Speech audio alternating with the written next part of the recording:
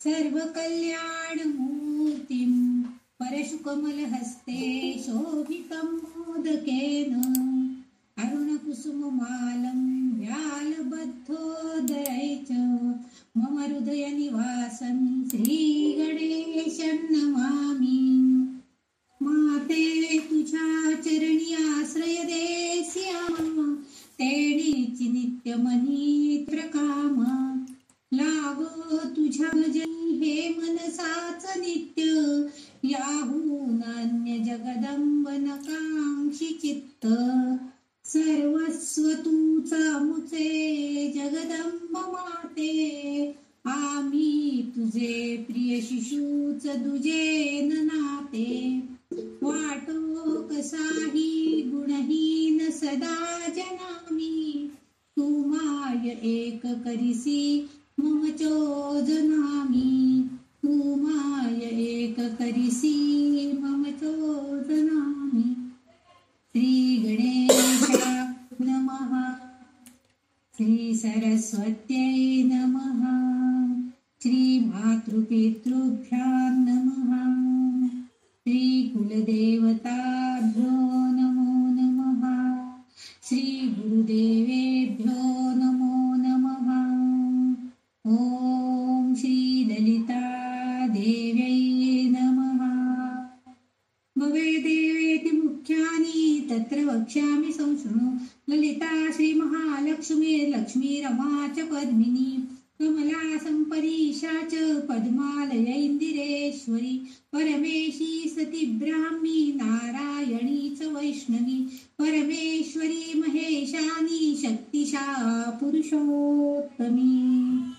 अथ श्री ललिता सहस्रनाम स्तोत्रम्। आतापर्यंत आपण ह्या ललिता सहस्रनाम स्तोत्रातील 136 नावं बघितलेली आहेत, श्लोक बघितलेली आहेत आणि 700 नावं आपण अभ्यास केलेला आहोत.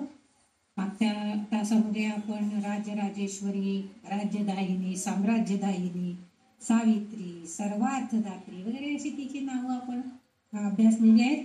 शेवटचं नाव होतं सच्चिदानंद रूपिणी, म्हणजे आपल्याला सगळं काही स्वानंदात रमण्यासाठी म्हणून ती आपल्या भक्तांना सहाय्य करते असा अर्थ त्याच्यामध्ये होता, तो आपण बघितलाय. आता 137 नंबरचा श्लोक असा आहे. देशकाल परिच्छिन्ना सर्वगा सर्वमोहिनी सरस्वती शास्त्रमयी गुहांबा गुह्य रूपिणी. अशा ह्या श्लोकामध्ये 7 नावं आपण अभ्यासणार आहोत. 701 नंबरचं नाव आहे देश काल परिच्छिन्ना. आता इथं देश काल परिच्छिन्ना ललित असा तिचा फोड आहे. त्या देश काल परिच्छिन्ना हा जो शब्द आहे त्याची फोड अशी केलेली आहे. ललितांबिका हा देश काल आदी या मर्यादेने बांधलेली नाही. तिला देशाचं काळाचं किंवा ठराविक प्रदेशाचं असं कुठलंही बंधन तिला नाहीये. म्हणजे ती ठराविक जागेला आहे. देश इथं अर्थ ठराविक जागा, तिथं ती आहे असं आपण सांगू शकत नाही, कारण ती सूक्ष्म रूपामध्ये पण आहे आणि स्थूल रूपामध्ये पण आहे असं आपण अनेक नामांमध्ये बघितलेलं आहे. त्यामुळे तिचं अमुक एक ठराविक जागेमध्ये ती आहे असं आपण सांगू शकतो. काळ म्हणजे वेळेची मर्यादा. तिला कुठलीच म्हणजे वेळेनुसार याद्वारे ती मर्यादित नाही, म्हणजे वेळेच्या बंधनामध्ये नाही. कुठल्याही वेळेला तुम्ही तिचं नाव घेतलात, तुम्ही तिला हाका मारलीत मदतीला, तर ती नक्कीच आपल्याला आपल्या मागच्या एका नावामध्ये तिने दैत्यशमनी आपल्यामध्ये जे वाईट विकार आहेत त्यांना नाश करण्यासाठी सुद्धा ती आपल्यामध्ये प्रवृत्त करते, आपले सद्विचार जागृत करते. तेव्हा ती येऊ शकते. मग हे विचार काही आपल्या ठराविक वेळेला येतात का? असं नाही. आपल्या मनामध्ये जे अनेक विचारांचं कल्लोळ माजलेला असतो त्यामध्ये काही चांगले आणि काही विचार वाईट असतात. मग त्या वेळेला ती जागृत करते आपल्याला आणि वाईट विचारांना काढून टाकायला प्रवृत्त करते. त्यामुळे म्हणजे तिला काळाचं, वेळेचं आणि ठराविक जागेचं असं कोणतंही बंधन नाहीये. म्हणजे या देशकाल आधी या मर्यादेनं तिला कुठलीही बांधिलकी केलेली नाहीये. ती कुठंही जाऊ शकते, कुठल्याही स्वरूपामध्ये ती आपल्या भक्तांची इच्छा होऊ शकते. पतंजली योगसूत्रामध्ये असं सांगितलं जाते की ती शक्ती देवता आहे आणि त्याशिवाय ती गुह्यरूपिणी मागच्या एका याच्यामध्ये सांगितलेलं होतं नामामध्ये, म्हणजे ती गुप्त स्वरूपामध्ये सुद्धा आहे. आपण कुंडलिनीचा जेव्हा अभ्यास केला तेव्हा ती गुप्त रूपामध्ये प्रत्येक कुंडलिनी चक्रामध्ये सुद्धा ती आहे असं आपण सांगितलेलं होतं. म्हणजे तिला वेळेची मर्यादा नाहीच आहे, गुप्त स्वरूपामध्ये आहे. आणि हा तिचा जो गुण आहे की गुप्त स्वरूपामध्ये सूक्ष्म रूपानं त्या त्या ठिकाणी वास्तव्य करणं, हे जे आहे हा गुण, तिचा गुण हा जो ब्रह्म्याशी साधर्म्य आहे. म्हणजे ब्रह्मा जसा सगळीकडे, आपण म्हणतो ना घटामठात, आपण समर्थांच्या त्या याच्यामध्ये बघितलं की घटामठामध्ये सगळीकडे तो व्यापून उरलेला आहे. म्हणजे सगळीकडे आहे, आपल्या देहामध्ये आहे, देहाबाहेर सुद्धा आहे, वातावरणामध्ये सगळीकडे आहे, आपल्या शब्दांमध्ये आहे, आपल्या वाणीमध्ये, ते सगळ्या गोष्टींमध्ये तो ब्रह्म भरलेला आहे. आणि ते ब्रह्मस्वरूप जे आहे तिचं हे जे साधर्म्य आहे की तिचं गुप्त रूपानं अस्तित्व, हे या ब्रह्म्याच्या गुणाशी साधर्म्य दाखवतंय. सहस्त्रनामामध्ये ललिता मातेच्या अनेक गुणांना ब्रह्म्याची स्थिती असलेले वर्णन आलेले आहे. ती ब्रह्मस्वरूपिणी आहे असं वर्णन बरेच ठिकाणी आले. ब्रह्माचे जे गुण आहेत तेच गुण ललिता मातेकडे आहेत असे आपल्याला दिसते. म्हणजे निर्मिती आणि पालन आणि नाश हे सगळे गुण तिच्याकडे आहेत, तेही ब्रह्मेमध्ये सुद्धा आहेत. म्हणजे तोच निर्मिती करतो, पालन पोषण करतो आणि नाशही करतो, तेच गुण ललितांबेकडे सुद्धा आहेत. म्हणजे तिच्या प्रत्येक नामामध्ये हे ब्राह्मणाचे, म्हणजे ब्रह्म जाण, आता इथं ब्राह्मण म्हणजे जन्मानं ब्राह्मण असणारा असं नाही, जो ब्रह्म जाणणारा आहे असा तो ब्राह्मण, असं त्यांनी अर्थ दिलेला आहे. ब्राह्मण हा शब्द म्हणजे आपण ब्राह्मण जमातीत जातीमध्ये जन्माला आलो असं नाहीये, तर जो ब्रह्म जाणून घेण्याचा प्रयत्न करतो खऱ्या अर्थानं तो ब्राह्मण, असा त्यांनी अर्थ सांगितलेला आहे. म्हणजे तो ब्राह्मण म्हणजे ब्रह्म जाणणाऱ्यांमध्ये सुद्धा तिचे गुण आलेले दिसतात. कारण ब्रह्म जाणून घ्यायचा ते प्रयत्न करतात, म्हणजे तिला जाणून घेण्याचे प्रयत्न करतात. मग ती ललिता माता जेव्हा एखादे गुह्य गोष्ट आपण जाणून घ्यायचा प्रयत्न करतोय तेव्हा ती त्याला जास्तीत जास्त मदत करण्याचा प्रयत्न करते. कारण ब्रह्माचे गुण हे सगुण ब्रह्म आणि निर्गुण ब्रह्म असं आहे. म्हणजे सगुण रूपामध्ये एखाद्या देवीच्या सुंदर अशा मूर्त स्वरूपामध्ये, ललिता मातेची मूर्ती आपल्या डोळ्यासमोर आली तर दोन हत्ती आजूबाजूला आणि ती कमळामध्ये बसलेली आहे, हे ध्यान स्वरूप, किंवा हातामध्ये कमळ आहेत, कमळामध्येच वास केलेला आहे, आणि अनेक चांगले सुंदर असा पोशाख तिने वस्त्र परिधान केलेले आहे, दागिने घातलेले, असं स्वरूप हे सगुण रूप आपल्या डोळ्यासमोर येतं. पण ह्याशिवाय ती गुप्त रूपानं निर्गुणामध्ये सुद्धा आहे. म्हणजे गुणाचे चांगले गुण असले तर त्या गुणामध्ये सुद्धा तीच वास करते. म्हणूनच ती व्यक्ती चांगल्या गुणांनी युक्त होते, ती ब्रह्माला जाणून घेण्याचा प्रयत्न करते आहे. म्हणून ती ब्रह्म, सगुण आणि निर्गुण ब्रह्म अशाही प्रकारे तिचं वर्णन आपण करू शकतो. म्हणजे असं ह्या वाग्देवी आपल्याला इथं सांगतायत की सगुण ब्रह्म म्हणजे ब्रह्म्याची शक्ती आहे, आणि निर्गुण ब्रह्म म्हणजे काय आहे? निर्गुण ब्रह्म म्हणजे शिव, की जो सगळ्या चांगल्या गुणांनी युक्त आहे. पण जेव्हा शक्ती त्याच्याबरोबर येईल, म्हणजे शिवशक्तींचं मिलन होईल, शिवशक्ती एकत्रितपणे कार्य करतील, तेव्हाच तो शिव म्हणजे ती निर्गुण रूप जे आहे ते निर्गुण रूप कार्यान्वित होऊ शकतं. ती चेतना शक्ती त्याला मिळाली की तो शिव कार्यान्वित होतो. म्हणजे निर्गुण ब्रह्म म्हणजे शिव आहे. आणि जे तेव्हा एकत्र येतील आणि ते एकत्र येण्यानंतर झालेलं जे सगुण रूप आहे म्हणजेच ती ललितांबिका आहे, की जिच्या करवी ह्या चेतना शक्तीद्वारे संपूर्ण ब्रह्माची किंवा संपूर्ण विश्वाचा कारभार चालला जातो. आणि म्हणून तिला देशकालाची कोणतीही बंधनं तिच्याकडे नाही. कोणत्याही वेळेला ती त्या स्वरूपामध्ये, सगुण रूपामध्ये पण असती, निर्गुण रूपामध्ये सुद्धा असते. म्हणजे एखाद्या भक्ताला खूप अडचण असेल तर निर्गुण रूपामध्ये, सूक्ष्म रूपामध्ये सुद्धा ती पटकन त्याच्या हृदयामध्ये प्रवेश करून त्याला उद्दीपित करते. त्याला सांगते की अरे बाळा, तो ह्याचा मंत्र आहे ना, नवार्ण मंत्र, तो तू जप 108 वेळेला, किंवा पंचदशी मंत्र आहे ना त्याची तू आराधना कर, तो जप, की ज्या योगे तुझं आरोग्य चांगलं होईल. म्हणजे हे सांगण्याचं काम सूक्ष्म रूपानं तीच करत असते. आता ही सूक्ष्म आपण म्हणतो की हो ती केव्हा काय येऊन सांगितली, आमच्या त्या ताईंनी सांगितलं आम्हाला की तो पंचदशी मंत्राचा जप 108 वेळा करा म्हणजे तुमचं चांगलं होईल. त्या ताईंनी सांगितलं, याचा अर्थ त्या ताईंना त्या ललितांबिकेने प्रवृत्त केलं की तू ह्या तुझी मैत्रीण आहे की जी माझी भक्त आहे तिला तू हे सांग. म्हणजे मग याचा अर्थ असा आहे की तिला बंधन कुठल्याही कुठले आहे, ही ठिकाणी ती तुम्हाला अशा तऱ्हेनं मार्गदर्शन करते. आणि म्हणून तो जो भक्त आहे, दोघं एकत्र आलेले असतात जेव्हा शिवशक्ती, तेव्हा आपोआपच सगळी कार्य सुरळीत कार्यान्वित होत असतात, सगळी कार्य होत असतात. अन्यथा ते कार्य होऊ शकत नाही, कार्यहीनता येते, जे कार्य होऊ शकत नाही. म्हणून ललिता मातेला देश काल ह्या अपरांच्या पलीकडे ती आहे, ती वेगळी आहे, तिला मर्यादेचं बंधन नाही आहे, असं वर्णन या वाग्देवी करतात. म्हणजे ज्या पलीकडं कोण आहे, याच्या पलीकडं म्हणजे कोण आहे, तर तो ब्रह्म आहे. आणि ही त्या ब्रह्मस्वरूपामध्ये आहे, ती कार्य करते. म्हणून ललितांबिकेला देशकाला परिच्छिन्ना असं नाव त्यांनी दिलेलं आपल्याला दिसतंय. पुढचं जे नाव आहे 702 नंबरचं नाव जे आहे ते नाव आहे सर्वगा. आता नुसतं सर्व अधिक गा.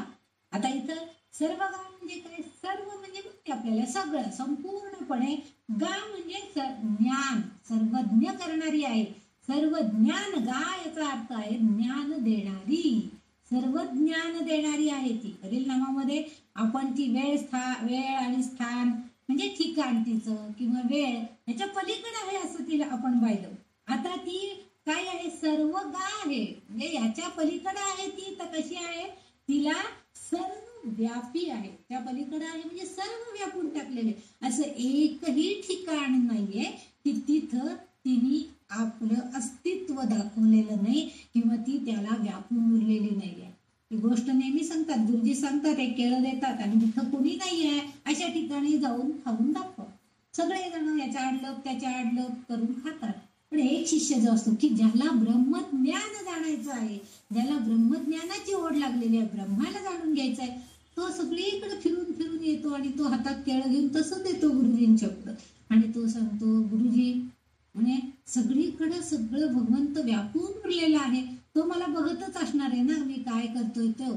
मग त्याला सोडून, त्याला न कळतं मी कसं काय खाऊ शकेन. मी काही केळं खाल्लं नाही त्या मला, कारण तो बघतोच आहे ना माझ्याकडं. जरी मला तो दिसत नसला तरी तो मला बघतोय. तसं ते एक आंधळा माणूस रोज देवाला जाऊन नमस्कार करत असतो. मग एकदा एक जण त्याला विचारतो, अरे तुला तर डोळे नाही, तू नाही भगवंताला बघू शकत, रोज रोज देवळात जाऊन गर्दीमध्ये कशाला रे काठी घे, तू धडकत याला धडकत त्याला धडकत जाऊन दर्शनाची इच्छा निर्माण करतो. तो म्हणतो, मला तो दिसत नाहीये पण त्याला मी दिसतोय ना, मग का नाही मी त्याच्या समोर जायचं. एक ना एक दिवस त्या माझ्या अंतःचक्षुंनी मी त्याला पाहू शकेन अशी माझी इच्छा आहे, म्हणून मी या भगवंताच्या दर्शनाला रोज येतो. तसं आपण साधकांनी आपल्याला त्याला जाणून घ्यायचं आहे असा विचार मनात आला तर ते सर्व ज्ञान देणारी, ब्रह्मज्ञान देणारी अशी ही ललितांबिका आहे. म्हणून तिला सर्वगा असं तिला म्हणते. सर्वज्ञ करते ती. आपल्याला जे जे ज्ञान हवंय ते सगळं मिळवून देण्याचा प्रयत्न. कारण ललिता माता इथं असं जे ललिता माता तपश्चर्या करत होती आणि असे गोष्ट सांगतात की तिच्या पुढे ब्रह्मदेव प्रगट झाले, तेव्हा तिने तिच्याकडून सर्व व्यापी होण्याचे वरदान मागितले. म्हणजे तिच्या पुढे जेव्हा ते म्हणजे ललितांबिका सुद्धा एवढी मोठी झाली, त्याच्यासाठी तिलाही आधी तपश्चर्या करावी लागलेली आहे.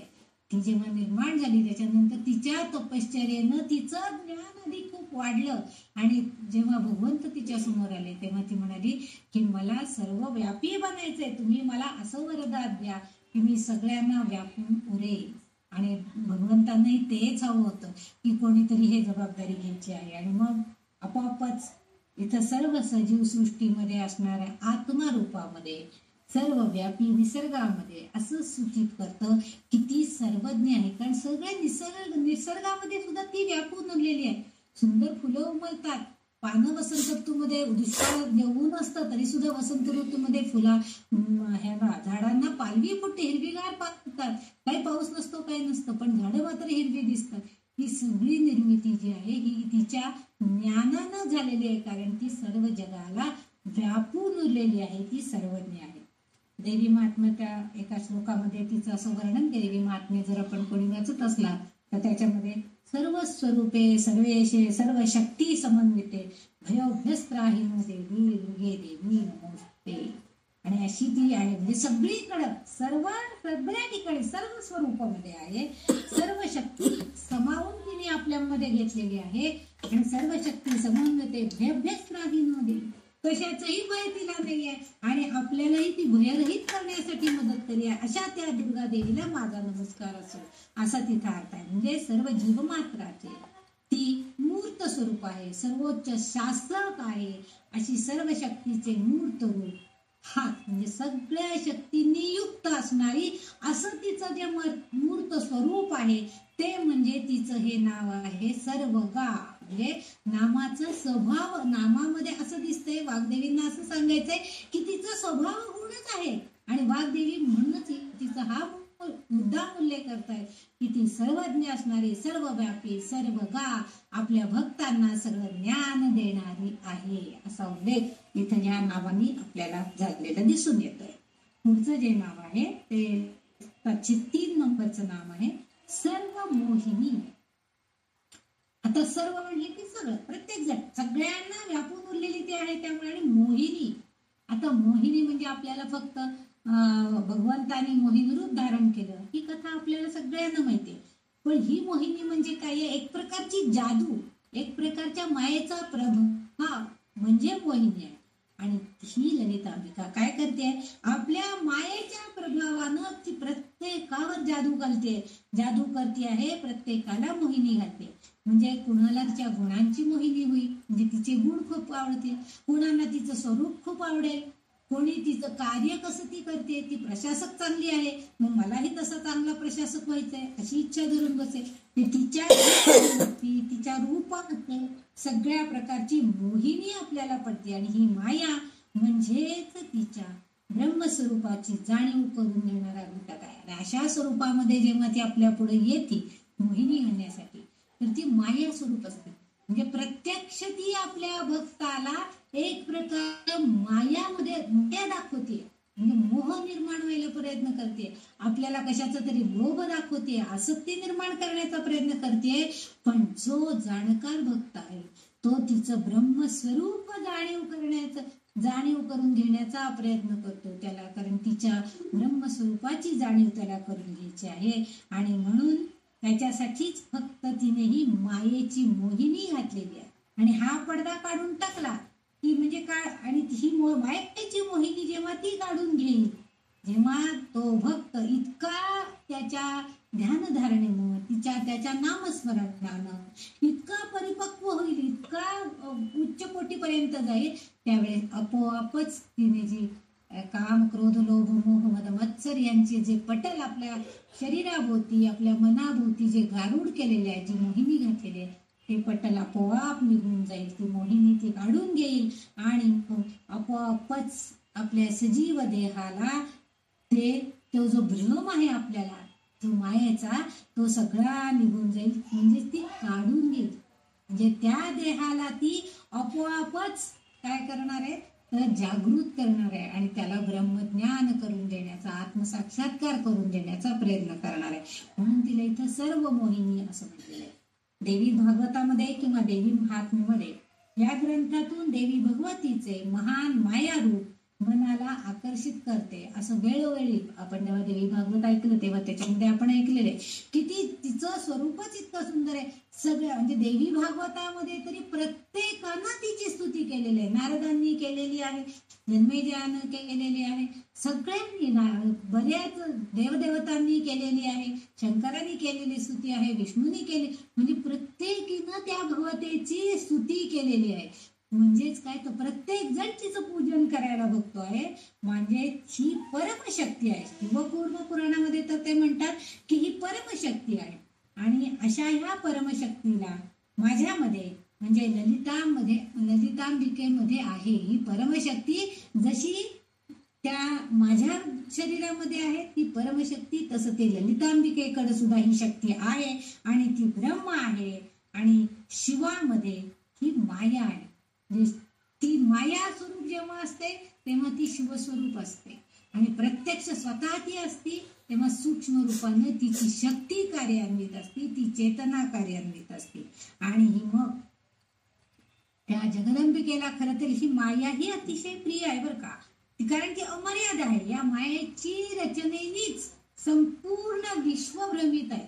म्हणूनच या म्हणजे आपल्या विश्वामध्ये जी जी संपूर्ण झाडं वेली सुंदर सुंदर सुंदर दृश्य आपल्याला बघायला मिळतात. कुठं बर्फाची लिंग तयार होतात, कुठं बर्फ खूप छान तऱ्हेनं चमकत असतो. अनेक म्हणजे चांदीचे डोंगर असल्यासारखे आपल्याला भासमान होतात. हे सगळं जे आहे ही कृती कोणाची आहे? ही म्हणजे कहाणी किंवा ही जी कर्तव्यता आहे, हिचा जे कार्य आहे कोणाचं आहे? तर हे ललितांबिकेचं आहे. पण हे केव्हा होऊ शकतं? हे माया आहे, हा भ्रम आहे सगळा. आपल्याला दोरी सुद्धा सापासारखी दिसती, हा आपला भ्रम आहे. पण हे करण्यासाठी ती जेव्हा शिवाबरोबर असती आणि त्या रचनेमध्ये, कारण विश्वाच्या रचनेमध्ये ती शिवाबरोबर आहे आणि त्यामुळं ह्या विश्व जेव्हा भ्रमित होतं तेव्हा ती सर्व व्यापी आहे, ती सर्व वस्तूंमध्ये आहे हे आपल्याला माहिती आहे. म्हणूनच ती नाशवंत असूच शकत नाही. ती सगळीकडे आहे, त्यामुळे ती नाशवंत नाही आहे. म्हणजे भगवंत जसा अजन्म आहे, म्हणजे तो मृत्यू पावत नाही, तो अखंड आहे, तो कायम आहे आपल्या बरोबर. म्हणजे असा जो अजन्म आपल्या बरोबर असतो भगवंत, तो भगवंत म्हणजेच ही ललितांबिका सुद्धा त्याच स्वरूपामध्ये आहे. म्हणजे तिचं असणं आणि तिचं नसणं हे दोन्ही परस्पर विरोधी गुण आहेत. ती आहे पण आणि नाही पण. म्हणजे काही वेळेला आपल्याला असं वाटतं काही नाही, ती काही नाहीये, ती काही आम्हाला मदत करत नाही, असं आपल्याला एक एक वेळेला वाटून जातो. पण तसं नाहीये. तिचं जे कार्य आहे ते सतत चालूच आहे. ती सगळीकडे व्यापून उरलेली आहे. कारण या म्हणजे ती आहे आणि नाही यासह ती उपस्थितच असते. सगळीकडे ती आहे, ती उपस्थित असते, ती हजर असते. ती कृती होताना, आपल्याकडून दुष्कृत्य होताना सुद्धा ती हजर असते. ती आपल्या एका मनाला बजावत असते, अरे बाळा हे असं करू नकोस, हे तुला घातक आहे. तरी सुद्धा त्या विद्यार्थ्याला आपण नशा करावी असं वाटतं. का बरं? कारण हे मायेच्या मोहाचं त्याला बंधन पडलेलं आहे. त्या माया मोहाचं पटल त्याच्या मनावरती आलेलं आहे. ती त्याला सुचवत असती, अरे तुझे वडील तिथे एवढं कष्ट करून तुझ्यासाठी इथं पैसे पाठवत आहेत आणि तुला शहरात शिकायला ठेवलेलं आहे. पण तो विद्यार्थी काय करतो? तर नशा पाणीमध्ये ते पैसे सगळे घालवत. म्हणजे ती त्यावेळेस तिथं आहे, ती वारंवार सूचना देत असते. पण आपलं जी माया आहे, आपलं जे मोह जो आहे तो आपल्याला त्याच्यावरती कुरघोडी करतो आणि आपण म्हणजे तो विद्यार्थी नशापाणी करायला शिकतो. म्हणजे इथं मायेचं जास्त प्रभाव होतो. आणि हे जे गुण आहेत हे सगळे जे आहेत हे सगळे ह्या ललितांबिकेच्या माया रूपामध्ये आहे. आणि म्हणून इथं जे वर्णन दिलेले आहे सर्व मोहिनी, सगळीकडे तिने मोहिनी छाप टाकलेली आहे. आता प्रत्यक्षामध्ये भगवंत काही स्त्री रूप म्हणजे स्त्री झाले होते का? नाही, त्यांनी फक्त रूप घेतलं होतं. म्हणजे माया होती ती एक प्रकारची, मोहिनीचं रूप घेणं हे भगवंताचं सुद्धा. तसं ही सुद्धा सगळ्या गोष्टी तिला माहिती आहेत आणि ती तिचाही त्या जेव्हा तिला आपला भक्त असा वागतोय असं जेव्हा तिला कळतं तेव्हा तिलाही वाईट वाटत असतं. ती पुष्कळ प्रयत्न करते, आपल्याला वारंवार वारंवार सूचित करते आपल्याला. त्यावेळेस काहीतरी एखादं क्ल्यू देत असते आपल्याला, हे नको करू, सूचना देत असते, मनाला बजावत असते. पण तरीही आपलं मोहित मन जे आहे, आपली ही जी माया आहे हे आपल्याला ते ऐकू देत नाही. आणि कारण भ्रम आहे, आपल्याला तेच खरं वाटत असतं. तो जो मृगजळ आहे तेच आपल्याला पाणी वाटत असतं. प्रत्यक्षात ते पाणी नाही, ह्याची जाणीव ती मनाला भ्रम आहे हा तुझा जाणीव करून देत असते. पण आपलं तसं वाटत नाही. आणि म्हणून म्हणजे हे कारण काय आहे तर आपलं अज्ञान आहे. त्याच्यात आपल्याला तिने जेव्हा सूचित करत असते, काहीतरी आपल्याला एखादी घटना घडून सांगायचा प्रयत्न करत असते, तेव्हा आपलं अज्ञान आड येतं. आपल्याला पटत नाही की ती आहे, ती आपल्याला चांगली सूचना देते, आपल्याला चांगलं सहकार्य करते, याची जाणीव आपल्याला होत नाही. कारण आपण ते तिच्या ज्ञानापर्यंत पोहोचू शकत नाही. आणि ह्या अज्ञानाचं पटल इतकं वाढतं की आपले दुर्गुण त्या सगुणावरती मात करून जातात. म्हणजे चांगले गुण जे आहेत ते सगळे झाकाळले जातात आणि दुर्गुण मात्र आपले सगळ्यांना दिसायला लागतात. आणि इथं म्हणूनच आपल्याला या वाग्देवी सांगतायत की ही एकटी जेव्हा असेल ना तेव्हा ती तीही एकटी काही करू शकत नाही आणि शिव एकटा असला तरी तो काही करत नाही, कारण ते दोघही एकमेकावर परस्परावलंबी आहे. हे शक्ती नुसती आहे, चेतना आहे, पण ती कुठंतरी कार्यान्वित व्हायला पाहिजे ना. मग ती शिवाबरोबर जेव्हा असेल ती शक्ती कार्यान्वित होते आणि मग ह्या जगाची सर्व घडामोड, जगाचं शासन हे सगळं तिच्या म्हणजे ही शक्ती शिव आणि हे तिचं जे रूप आपल्याला बघायला मिळतं, म्हणजे जेव्हा शिवाबरोबर ती आहे असं आपण म्हणतोय त्यावेळेस तिचं हे प्रतिबिंबित रूप आपल्याला बघायला मिळतं. पण तेही तितकंच पॉवरफुल, तितकं शक्तिमान आहे, कारण ती तिथं विमर्श रूपामध्ये शिवाबरोबर कार्यान्वित आहे आणि म्हणून आपल्याला त्या शक्तीची प्रचिती येत राहते. फक्त तेवढ्यासाठी आपलं अज्ञान आपण दूर केलं पाहिजे, आपण तिला जाणून घेण्याचा प्रयत्न केला पाहिजे. येथे स्त्रीलिंग किंवा पुल्लिंग असा शिवशक्ती असं नाहीये, तर योग्य अशी माया पटल आणि माया शक्ती या दोन्ही जेव्हा एकत्र येतील तेव्हाच सगळं कार्य होऊ शकतं. म्हणून ललितांबिका जेव्हा सोबत असते तेव्हाच ती पूर्ण आहे, ब्रह्माचे कार्य ती करू शकते. म्हणून सर्वांना साक्षी असणारी, सर्वांना मोहविणारी अशी ही मोहिनी आहे, ही माया आहे. म्हणून वाग्देवी तिचा उल्लेख इथं सर्व मोहिनी असं करू शकतात. म्हणजे ती स्त्रीलिंग रूपामध्ये किंवा पुल्लिंग रूपामध्ये असं नाहीये, तर ती ज्ञान या स्वरूपामध्ये आहे आणि ज्ञान जेव्हा आपल्याला प्राप्त होतं तेव्हाच आपण योग्य कार्य, सत्कार्य, सत्कर्म, सद्विचार आपल्या हातून होतात. आणि हेच इथं वाग्देवींना आपल्याला सांगायचंय. म्हणून त्या म्हणतात की ही कशी आहे, सर्व मोहिनी आहे. म्हणून ती सगळ्यांना मोहिनी घालती. पण मायेची मोहिनी जेव्हा आपल्यावरती पडते तेव्हा आपल्या हातून कधी कधी अज्ञानामुळं वाईट कार्य घडतात. पण जेव्हा त्या मायेचं पटल दूर जातं, ते नष्ट होऊन जातं आपल्या समोर, त्यावेळेस आपोआपच आपण एक सत्प्रवृत्त असे व्यक्ती बनतो. आपल्या हातून चांगलं कार्य घडतं, आपण ज्ञान मिळवण्याचा प्रयत्न करतो, ते ज्ञान आपल्याला प्राप्त होतं आणि आपलं सत्कार्य त्यातून घडतं. हे वाग्देवींना आपल्याला सांगायचं. पुढचं जे नाव आहे ते सरस्वती. आता सरस्वती बाबत बऱ्याच गोष्टी आणि बऱ्याच कथा आहेत.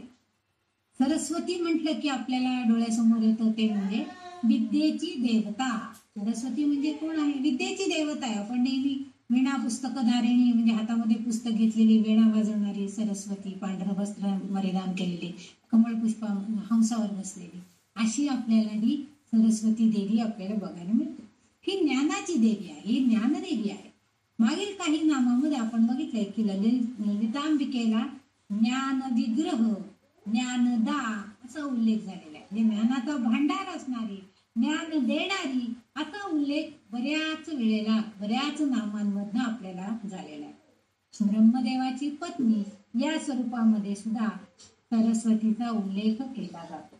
सरस्वती हे असेच रूप आहे की जे मुख्यतः काय करतात, सरस्वतीचं रूप बघितलं तर हातात पुस्तक, वीणा असं सगळं आहे. म्हणजेच ती आपल्या भक्तांना ज्ञान प्रदान करते, म्हणजे त्यांचं ज्ञान देते. म्हणजे काय हो, त्यांचं अज्ञान जे आहे ते दूर करण्यासाठी तीच फक्त सक्षम आहे आणि ते अज्ञान दूर करून आपल्या भक्ताला चांगलं ज्ञान प्राप्त करून देण्याचा प्रयत्न हीच ललितांबिका सरस्वती या रूपामध्ये करत असते.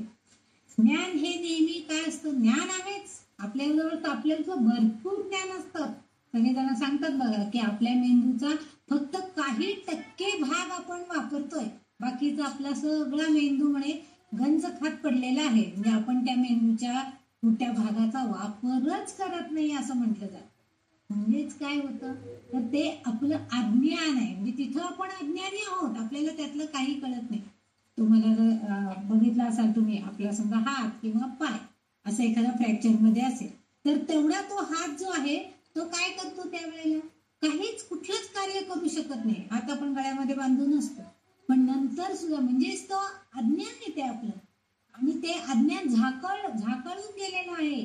पण जेव्हा ते प्लॅस्टर निघतं आणि हात जेव्हा हळूहळू आपण हलवायला लागतो तेव्हा आपल्याला आपोआप हाताच्या हालचाली व्हायला लागतात.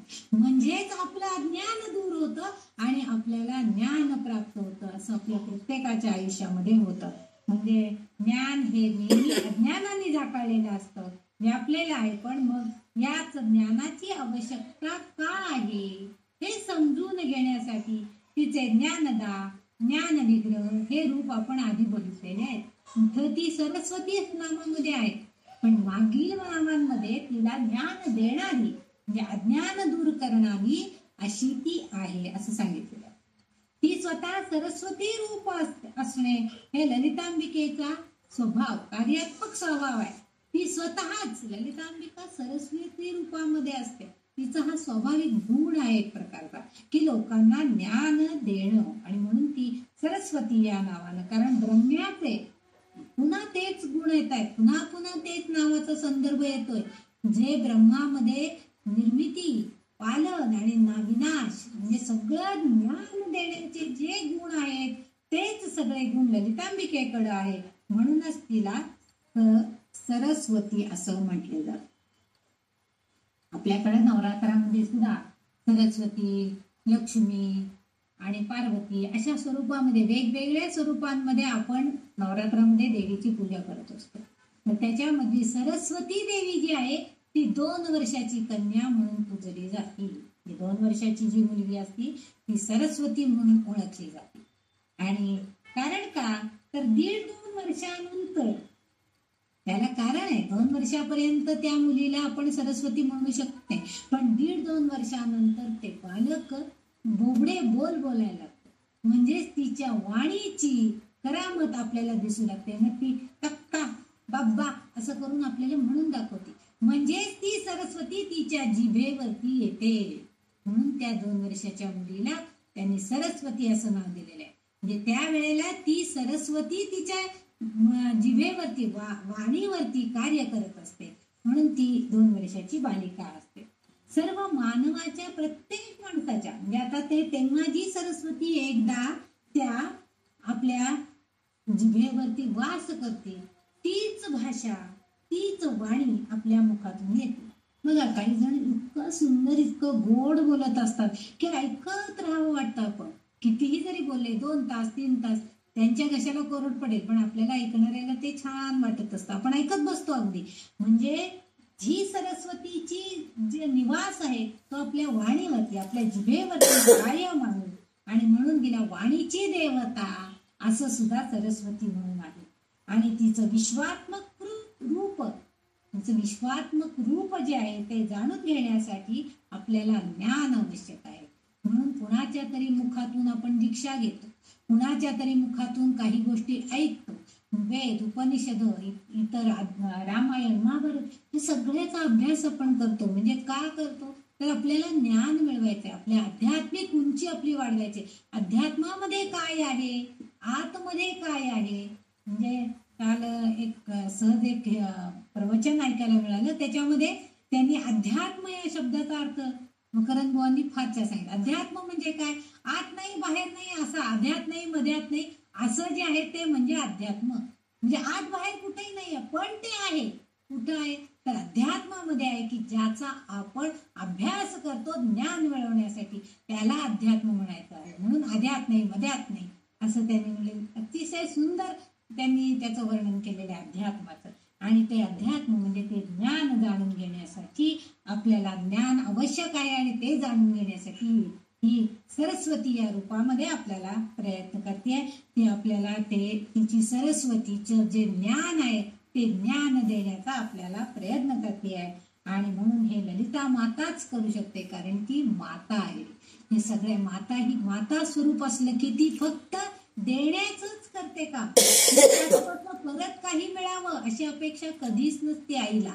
मी हे केलंय म्हणून माझ्या मुलानं मला द्यावं असं कुठलीही आई कधीही म्हणत नाही. हे मातेचं अंतःकरण आहे, सकरुणामय असं तिचं हृदय असतं. आणि अशी ही ललिता माता आहे. म्हणून तिच्या रूपामध्ये सरस्वती असं तिचं नाव वाग्देवींनी काढलेलं आहे. याबाबत अशी एक लोककथा सांगतात की सृष्टी निर्माण झाली प्रलयानंतर. जेव्हा जेव्हा प्रलय झाला त्याच्यानंतर सृष्टी निर्माण झाली. आणि या सृष्टीमध्ये वृक्ष, वेली, पशु, पक्षी आणि सगळ्यात शेवटी मनुष्य निर्माण झाला. पण त्यांना वाणी म्हणजे आवाज असा काही नव्हता. निर्माण सगळे झाले होते. मनुष्य निर्माण झाला, पशु, पक्षी, प्राणी, वृक्ष सगळं सुंदर असं निर्माण झालेलं होतं, पण आवाज नव्हता. मग वाग्देवींनी, सरस्वतीने सर्वांना वाणी दिली. कदाचित ही कथा आपल्याला म्हणजे पटणार नाही, पण प्रत्येकाला आवाज देताना सरस्वतीने किती विचार केला असेल का. पोपट हा गोड आवाजामध्येच बोलला, कोकिळा मधुर आवाजामध्येच गाणं म्हणणार आहे, गाढव मात्र भसाड्या आवाजामध्ये ओरडणार आहे, घोडा जोरात आवाजामध्ये खिंकारणार आहे. म्हणजे पशु, पक्षी, वेली सुद्धा त्यांचे पानं जे आहेत ती सळसळ सळसळ करणार आहेत. मोठ्या झाडांची पानं सुद्धा एकमेकावर घसरणारा आवाज करणार आहेत. हे सगळं म्हणजे सरस्वतीनं, त्या देवीनं, ललितांबिकेनं, त्या ललिता मातेनं जेव्हा वाणी किंवा आवाजाची सगळ्यांना देव केलं, त्यामुळे एकासारखा दुसऱ्याचा आवाज नसतो. लता मंगेशकर ही लता मंगेशकरच असू शकते. तिचा आवाज दुसऱ्या कोणी जरी कॉपी करायचं म्हटलं तरी फार काळ ते कॉपी करू शकत नाही. त्यांना शेवटी स्वतःच्या आवाजातच कुठलेही शब्द उच्चारावे लागतात. म्हणून म्हटलेलं आहे, आपण विचार करा की वाणी कशी आहे. पुरुषांचा भारदस्त दमदार आवाज असतो, तर त्या मनानं स्त्री ही नेहमी कोमल आवाजात बोलत असते. चिमण्या चिवचिव करतात, कोकिळा कुहू करते, वाघाची तर धडकायच असते आणि मांजराचं म्याव, पानांची सळसळ, पाण्याची खळखळ, वाऱ्याचा सुद्धा सू आवाज असतो वेगवेगळ्या आवाजाने. या निसर्गाला जिवंतपणा आला आणि आवाजाचं महत्व आपल्याला पुन्हा एकांतात कळतं. आवाज येतोय याचा आपल्याला एकांतामध्ये कळतं. आपण सगळं दारखिडक्या लावले आणि आत एकटेच अगदी एकांतात बसलेला आहोत, कुणीही नाहीये, कुठलाही आवाज नाही, आपणही कुठला आवाज काढत नाहीये, ऐकत नाही. अशा वेळेला खिडकीच्या फटीतून वाऱ्याची जी झुळूक आहे, तो वारं एकदम आत शिरतं आणि त्यावेळे सुई सुई असा एक घनगंभीर आवाज आपल्या कानापर्यंत येतो. हे सगळं जे म्हणजे खिडकीच्या फटीतून येणारं घोंगावणारं वारं जे आहे ते कधी कधी ते आपल्याला घाबरवून सुद्धा टाकतं. असे विचित्र आवाज येतात. म्हणूनच या शारदा देवीला, या वीणावादिनीला, या वाग्देवीला ही संगीताची देवी असलेली सरस्वती आहे असं म्हटलं जातं. कारण बघा, शारदा देवी आहे, वीणावादिनी आहे, ती सुंदर झंकार सगळ्या वाद्यांमधून निर्माण करते. तबल्याचे वाद्य जे आहे, तबल्यांमधून निघणारे स्वर जे आहेत ते वेगळेच असतील, पेटीमधून निघणारे स्वर वेगळे असतील, बासरीतला मंजूळ आवाज आपल्याला ऐकायला, हे सगळे आवाज म्हणून जे आहे, ध्वनी जो आहे तो सगळा आपल्याला ह्या सरस्वतीनं दिलेला आहे. मागच्या आठवड्यामध्ये आपण वसंत पंचमी असा एक दिवस होता, त्या दिवशी आपल्या याला आता जो कुंभमेळा झाला तेव्हा तिथं खूपच गर्दी झाली वगैरे होतं. तर ह्या वसंत पंचमीला सरस्वतीचा जन्मदिवस किंवा जयंती दिन मानला जातो. आणि म्हणजे ही सरस्वती म्हणून जी आहे तिचा जन्म, खरं तर ती काही अजन्माने, तिचा जन्म कुठे झाला नाही, कारण प्रलयानंतर ती होतीच, शिवही होताच, आणि मग जेव्हा दोघांचं मिलन झाले तेव्हा सृष्टीची निर्मिती झाली. पण या सृष्टी निर्मितीमध्ये आवाज कुठंच नव्हता, म्हणून तिनेच परत आपण वाणीची देवता म्हणून सरस्वती रूप घेतलं आणि तिने ह्या सगळ्यांमध्ये आवाज देण्याचं काम केलेलं. नाहीतर सृष्टी निश्चित होती, आवाजच नव्हता, सगळे छान होतं सगळं, पण आवाज कुणाचेच नव्हते. जेव्हा आपण बघतो कुठून तरी एकदम जोरात भांडणाचा आवाज आला की आपले कान लगेच टवकारतात, हा काय झाले, फारच आवाज यायला लागलाय. साधा आपण अगदी रस्त्याने गाडीतनं जात असतो, पण कुठेतरी जोरजोरात हॉर्न वाजवलेले ऐकू आले की एवढा जोरात हॉर्न वाजवत आहे, काय झालंय, पाठीमागं वळून आपण लगेच बघतो. म्हणजे ही जी देणगी आहे आपल्याला सजीव सृष्टीला, त्याच्यामध्ये मानवालाच, ती जी आहे ही सरस्वतीची देणगी आहे, मानवाला तिने दिली. सरस्वती म्हणून ही एक वेदकालीन महत्वाची नदी पण आहे. आपण सगळ्यांनी ते पांडवांचं स्वर्गारोहण बघितलेलं आहे. आपण जेव्हा बद्रीनाथला वगैरे जातो तेव्हा त्या मोठ्या शिळेवरनं पांडव स्वर्गाकडे गेले असं म्हणतो. तर त्याच्या खाली जी नदी आहे ती सरस्वती आहे, ती गुप्त स्वरूपामध्ये आहे. त्याच सरस्वती नदीला वेदवती असं सुद्धा म्हणतात. आणि या सरस्वती नदीच्या सानिध्यात राहून ऋषीमुनींनी वेद रचले आहेत. कारण पाण्याचा अगदी गुप्त स्वरूपामध्ये आहे, नदी आहे पण गुप्त स्वरूपामध्ये, म्हणजे पाण्याच्या खळखळाटाचा आवाज सुद्धा ऋषीमुनींची तपश्चर्या भंग करू शकत नाही. म्हणून कित्येक ऋषींनी या नदीच्या सानिध्यामध्ये वेद रचलेले आहेत, म्हणजे वैदिक ज्ञानाचा विस्तार तिथं केलेला आहे. म्हणून ही जी नदी आहे सरस्वती नदी, ही विद्या देणारी ज्ञानाचं प्रतीक म्हणून तिला संपलं जातं, तिला समजलं जातं. आणि त्या ऋग्वेदामध्ये नदी सूक्त सुद्धा आहे. आणि त्या सरस्वतीला सर्वश्रेष्ठ नदी असं सुद्धा संबोधलं गेलेलं आहे. म्हणजे सरस्वती म्हणून जी आहे ती नदीच्या स्वरूपामध्ये आहे, वाणीच्या स्वरूपामध्ये जशी आहे, ती सगळी आपल्यासाठी वरदायिनी आहे.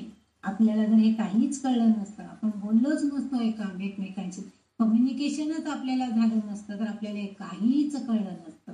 आणि म्हणून इथं वाग्देवीने मुद्दाम तिचं हे नाव हा सरस्वती ह्या नावानं घातलेलं आहे. आपण नेहमी एक श्लोक म्हणत असतो की ह्या ज्ञानदेवतेसाठी, नमस्ते शारदा देवी वीणा पुस्तकधारिणी विद्यारंभं करिष्यामि प्रसन्न शुभ सर्वदा सरस्वती नमस्तुभ्यं वरदे कामरूपिणी विद्यारंभं करिष्यामि सिद्धिर्भवतु मे सदा. मी शारदा देवी हीच सरस्वती आहे. आणि मी जो विद्यारंभ म्हणजे ज्ञान मिळवण्यासाठी जो आरंभ मी करेन, त्या आरंभाला तूच मला सिद्धिप्रत नेण्यासाठी मार्ग दाखव, तूच मला सिद्धिप्रत ने, असं आपण सगळेजण तिला प्रार्थना करत असतो. असे श्लोक म्हणून अशी ही सरस्वती ही म्हणजेच ललितांबिका आहे, असं उल्लेख या वाग्देवी इथं आपल्याला करतात असं दिसतं. तुमचं जे नाव आहे शास्त्रमयी, 705 नंबरचं नाव शास्त्रमयी. आता शास्त्र म्हणजे काय आपण सांगतो ना, अहो आमच्याकडे असं शास्त्र नाहीये, आतलं काही शास्त्र आमच्या याच्यामध्ये. शास्त्र म्हणजे आपण परंपरा, रूढी, याला सुद्धा आपण शास्त्र म्हणतो. शास्त्रात काय सांगितलंय, शास्त्र काय सांगते, मग आपण लगेच ते पुस्तक काढतो, पंचांग काढतो आणि सांगतो. त्याच्यामध्ये असं सांगितलेलं आहे की अमुक अमुक असेल तर 3 दिवस सुतक पाळा, अमुक अमुक असेल तर नुसतं आंघोळ केली की सुतक संपतं, अमुक अमुक करायचं असेल तर या दिवशी पेरणी करा. तिथं सांगितलेलं आहे पंचांगामध्ये, शास्त्रामध्ये. हे जे आहे हे म्हणजे शास्त्र, म्हणजे मार्गदर्शक. इथं शास्त्र म्हणजे काय, ती शास्त्राच्या रूपात आहे. शास्त्र म्हणजे काय आहे तर धार्मिकतेचे नियम सांगणं, हे म्हणजे शास्त्र. मग ते आपण कसं वागावं. ललितांबिका ही महामाया स्वरूपिणी आहे. आणि या माया ज्याला भ्रमाच्या रूपात तो भक्त अडकतो हे तिला माहिती आहे. कारण माया जालच इतकं आहे की आता कलियुगामध्ये तरी आपण अखंड मायेच्या जाळामध्ये अडकून पडलेला आहोत. आहे माया जळ आपल्या भोवती संपूर्ण आपण गुरफटले गेलेलो आहोत. आणि तिला माहितीये की ह्या कलियुगामध्ये भ्रमाच्या रूपामध्ये हा माझा भक्त अडकणार आहे, तो गोंधळणार आहे. आणि त्याला सर्वम खल्विदम ब्रह्मासी म्हणून याची त्याला ओळख पण होत नाहीये, हे ती जाणतीये. आणि म्हणूनच उपनिषदांमध्ये ब्रह्म म्हणजे सर्वव्यापी निसंशय असणारी शक्ती आहे. आणि उपनिषदांमधल्या शास्त्रीय आधारांनी आपल्याला अनुमानानेच ब्रह्माची ओळख होते. म्हणजे उपनिषदांचा जेव्हा आपण अभ्यास करू, ते मार्गदर्शक तत्व त्याच्यामध्ये जे काय सांगितलेले आहे, मार्गदर्शकपणे काही नियम सांगितलेले आहेत, त्यानुसार आपण वागतो आणि मग आपल्याला त्याची उत्तरं मिळतात. आणि म्हणून ती जाणण्यासाठी, समजून घेण्यासाठी ही देवता आपल्या भक्तांना तशी शक्ती प्रदान करते, त्यांना सक्षम बनवते. जेव्हा ज्ञानेश्वरांना म्हणजे त्यांनी ब्रह्मचारी झाले होते आणि परत संसारामध्ये प्रवेश केला, त्यावेळेस त्यांच्या वडिलांना त्यांना काहीतरी प्रायश्चित्त घ्यायला पाहिजे. मग सगळे धर्मग्रंथ काढून बघितले आणि धर्मशास्त्रानुसार त्यांना देहांताचं प्रायश्चित्त घेतलं पाहिजे असं सांगितलं गेलं. हे कशात लिहिलेले तर हे शास्त्राचे जे नियम आहेत, त्या नियमामध्ये धार्मिकतेचे नियम जे आहेत, हे सगळे ह्या ललितांबिकेला माहिती आहे. आणि ती आपल्या भक्तांना ते सांगण्याचा प्रयत्न करते. मग आता इथं आपल्याला तिचं एकच श्लोक आहे, म्हणजे एक मंत्र आहे पंचदशाक्षरी किंवा षोडशोपचारी. हे जे मंत्र आहेत, ह्या शेवटचं जे कृत आहे पंचदशाक्षरी मंत्रामध्ये, तिच्या ललितांबिकेचा जो पंचदशाक्षरी मंत्र जप करायचा आहे, त्याच्यामध्ये शेवटचं जे कूट आहे सकल ह्रीम असा एक शेवटच्या शब्द आहेत, सर्व बीज आहेत त्याच्यामध्ये. म्हणजे सर्वांसाठी शक्तीचा ती संदर्भ आहे. म्हणजे प्रत्येक सजीवासाठी शक्ती देण्याचा संदर्भ कुणामध्ये होतो, तर तो संदर्भ आपण ह्या ललितांबिकेशी घालू शकतो. म्हणजे येथे वाग्देवी आपल्याला असं सांगतायत की तिच्या शरीराचे संपूर्ण भागाचे वर्णन करताना ती केवळ शास्त्राधारांनी बनलेली आहे. कारण तिचा श्वास म्हणजे वेद, तिचा अहंकार म्हणजे मंत्र, तिचा शब्दांनी ती मोठमोठी महाकाव्य निर्माण केलेले आहेत. आणि तिच्या जिभेवर तर सरस्वतीच आहे. आणि या देवी सरस्वती देवीने निवास केलेला आहे तिच्या जिभेवरती. आणि त्या योग्य शब्द, योग्य अक्षरे यांचे प्रमाणात उच्चारण करणं आणि ते प्रमाणशील होण्यासाठी उच्चारण करणारा वापर करण्यासाठी मग ध्वनी निर्माण झाला. आणि ध्वनी हा आत्मिकता यांचे म्हणजे आत्म्याचे ज्ञान करून देण्यासाठी या ध्वनीची निर्मिती सुद्धा याच ललितांबिकेने केलेली आहे. म्हणजे सगळं जर मागच्या नामामध्ये आपण बघितलं, सगळं शांत असतं, आवाज नसतात, ध्वनी नसतात, आपल्याला काहीच कळलं नसतं. पण ते उपनिषदांमध्ये असणारे, वेदांमध्ये असणारे शास्त्रधार जे आहेत, त्यांचे जे नियम आहेत ते कसे आहेत हे सांगण्यासाठी जो संदर्भ दिला जातो, तो संदर्भ म्हणजेच ह्या वाग्देवितेचं हे नाव आहे, शास्त्रमयी. शास्त्रांना व्यापून उरलेली आहे, तिने सगळे नियम घालून दिलेले आहेत. आणि म्हणूनच धर्मशास्त्राच्या आधारावर बंधनकारकरित्या आपण ब्रह्माची ओळख करून घ्यावी ही तिची इच्छा आहे. आणि यासाठी ती आपल्याला शक्ती प्रदान करते, आपल्याला सहाय्य करते.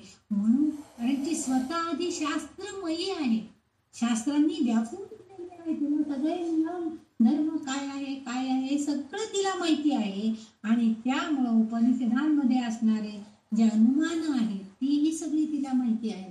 आणि ह्या योगे त्या वेदांचा अभ्यास, त्या उपनिषदांचा अभ्यास, नवीन आधार आचरणाचे, हे सगळं ती संपूर्ण भाग म्हणजे आपण आपल्या स्वतःच्या शरीरात अगदी त्याबाबत विचार केला तरी सुद्धा त्या वाग्देवी आपल्याला सांगतायत की अहो तुमच्या शरीरामध्ये जो श्वास तुम्ही घेताय, श्वास बंद झाला की बघा आपण अरे काही उपयोग नाही, मग किती कुणी ओरडलं काय केलं आपल्यावर काही परिणाम होणार नसतो.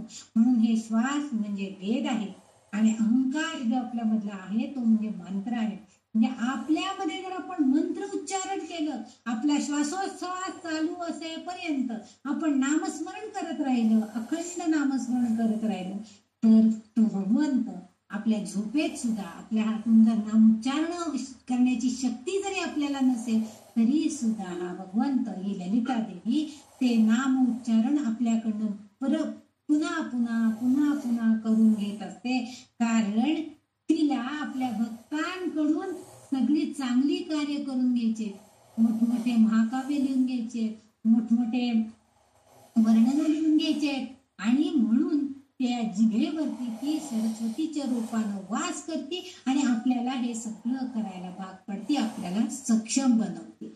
म्हणजे तिच्यामध्ये ते गुण आहेत म्हणून ती आपल्याला प्रदान करते आहे. म्हणून इथं तिला वाग्देवींनी शास्त्रमयी अशा शब्दामध्ये तिचं वर्णन करण्याचा प्रयत्न केलेला आहे. पुढचं जे नाव आहे ते आहे गुहांबा.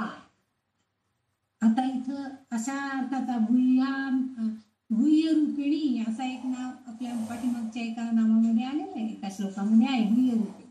गुह्य म्हणजे काय आपल्याला माहिती, गुह्य म्हणजे जे गुप्त रूपानं आहे ते. आणि इथं गुहांबा, गुहा आणि अंबा. आता इथं गुहा या शब्दाचा अर्थ भगवान असा आहे.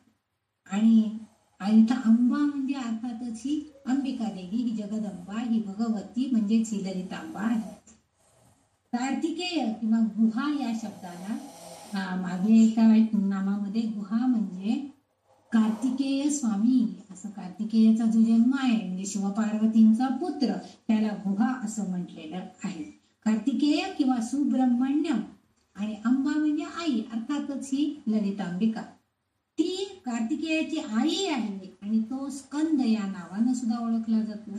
तो शिवपार्वतीचा पुत्र आहे आणि त्याचा जन्म जेव्हा झाला तो जन्मच मुळी राक्षसांचा नाश करण्यासाठी, म्हणजेच काय, वाईट कृत्य सगळी हणून पाडण्यासाठी, वाईट विचारांचा नाश करण्यासाठीच त्याचा जन्म झालेला आहे.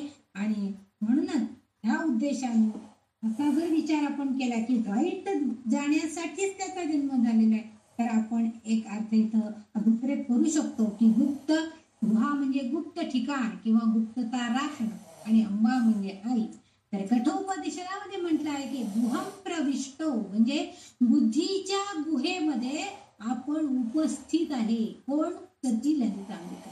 बुद्धीची गुहा, आपल्या प्रत्येकाच्या मेंदूमध्ये एक कुपी बसवलेली आहे छोटीशी बुद्धीची आणि त्यामध्ये सूक्ष्म रूपानं ही लपलेली आहे, ती गुप्तपणानं तिथं राहती आहे.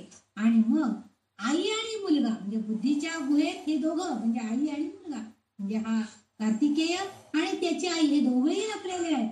स्वतः आणि स्वत्व बुद्धीच्या गुहेत राहून कर्माचं फळ भोगतात आणि आपल्यामध्ये ते आहे. म्हणून आपण स्वतः काय करतो त्या योगानं आपल्या हातून त्या कृती घडतात आणि त्या कृती घडल्या की आपलं स्वत्व जपलं जातंय का आपलं स्वत्व विकलं जाते हे आपल्याला त्यातून कळतं. आपण चांगली कर्म केलेली असेल तर सगुण म्हणजे चांगलं जर कर्म केलेलं असेल त्याचं कर्मफल आपल्याला चांगलंच मिळतात. आपल्याला माहितीये कर्माचा सिद्धांतच आहे, तुम्ही कितीही वाईट कर्म करायचा प्रयत्न करा, जर तुमच्या नशिबामध्ये जर चांगलं प्रारब्धाने जर चांगलाच कर्म तुमच्याकडून घडवून घ्यायचा प्रयत्न करायचा असेल तर आपोआपच तुमची सत्कर्म तुम्हाला वाईट कृत्य करायला प्रवृत्त करत नाही. हा कर्माचा सिद्धांत आहे. वाईट कर्म केली तर त्याची वाईट फळं तुम्हाला, म्हणजे दुसऱ्याला हसलात तर पुढच्या वेळेला केळीच्या सालीवर पाय पडून तुम्हीही घसरून पडाल, कारण आधी तुम्ही असलेला. म्हणजे आपल्याकडनं दुसऱ्याची जेव्हा निंदा नालस्ती चेष्टा किंवा त्याचं वाईट व्हावं हे विचार जेव्हा आपल्यामध्ये असतील तेव्हा आपोआपच आपलं सुद्धा पण ते त्याच्या ऐवजी नको त्यांचं पण चांगलं होते, त्याला बरं नाहीये का, बरं औषध वगैरे घेतलं का, चांगलं औषध घ्या लवकर बरं व्हा, नाहीतर काही नाही ते काय आपण कोणाचं ऐकायचं नाही. त्यांना म्हणजे वाईट विचार त्यांच्याविषयी जर आपण केलं तर त्याचं फळ आपल्यालाच भोगावं लागतं. हा कर्माचा वाईटाचं वाईट फळ आणि चांगल्याचं चांगलं फळ हाच अनेमी कर्माचा सिद्धांत आहे. आणि म्हणून उपनिषदामध्ये म्हटलेलं आहे की हे जे आपण कर्म करत असतो तिच्या ते कर्म करत असतो त्यानुसार त्या साधकाला अनुभूती मिळते त्याची. आपण बघा आपण नामस्मरण करतो, एखाद्या वेळेला आपल्याला पहिली बस चुकते, आता दुसरी बस येईपर्यंत मी पहिली बस माझ्या हातनं कशी चुकली, बायकोनी मला डबा कसा उशिरा दिला किंवा माझ्या पायातला एक चप्पल लवकर सापडेना किंवा सॉक्सला जोड बरोबर नव्हता म्हणून तो घालायला मला उशीर लागला आणि माझी बस चुकली. हा विचार करत जर आम्ही दुसऱ्या बसची वाट पाहत तिथं उभं राहिलो, त्याच्याऐवजी जर आपण नामस्मरण करण्यामध्ये जर तो वेळ घालवला तर आपल्याला नक्कीच आपल्या मनाला शांती मिळते. नाहीतर मग चिडचिड होते, कारण ऑफिसला जायला उशीर झालेला असतो आणि मग आपलं मन निश्चित होतं. म्हणजे आपल्या मनामध्ये वाईट विचार, काय हे हिला कळत नाही, लवकर डबा करून देत नाही, माझे सॉक धुतलेले एका ठिकाणी ठेवत नाही, हे विचार त्या व्यक्तीच्या मनामध्ये येतात. किंवा मी काल त्यांना सांगितलं होतं ही भाजी घेऊन या, नेमकी मिली निवडायची भाजी आणून ठेवली, आता वेळ तरी आहे का निवडून भाजी कर, हे आपले विचार आहेत. म्हणजे अशा तऱ्हेचे जेव्हा असे वाईट विचार कर्मप्रसंगाला येत असतात, हे जर आपल्याला आपण जर साधक असू तर आपलं मन शांत असतं की ठीक आहे ही जसे थोडं के असं म्हणून आपण ती भाजी ठीक आहे, मी आता उद्या यांनी नेमकी मेथीची भाजी आणली का, ठीक आहे उद्या सकाळी 5:30 ऐवजी 5:20 उठते आणि 10 मिनिटांमध्ये भाजी निवडून मग भाजी करून त्यांना डब्याला देऊ शकेल. हा विचार करून हे समाधान आहे आपल्याला. म्हणजे आपल्याला आपली वृत्ती ही समाधानी ठेवली पाहिजे. जे साधक भक्त जो आहे त्याला लगेचच अनुभूती प्राप्त होत असते आणि स्वतः देह आणि प्रकाशात असणारी सावली, जसं आपण नेहमी बघतो की आपला देह आहे, देह आपल्याला नेहमी दिसत असतो, पण सावली जी आहे ती सुद्धा आपल्या बरोबर सतत असते, फक्त ती प्रकाश प्रकाश असला, ऊन असलं तर आपली सावलीच आपल्याला दिसते.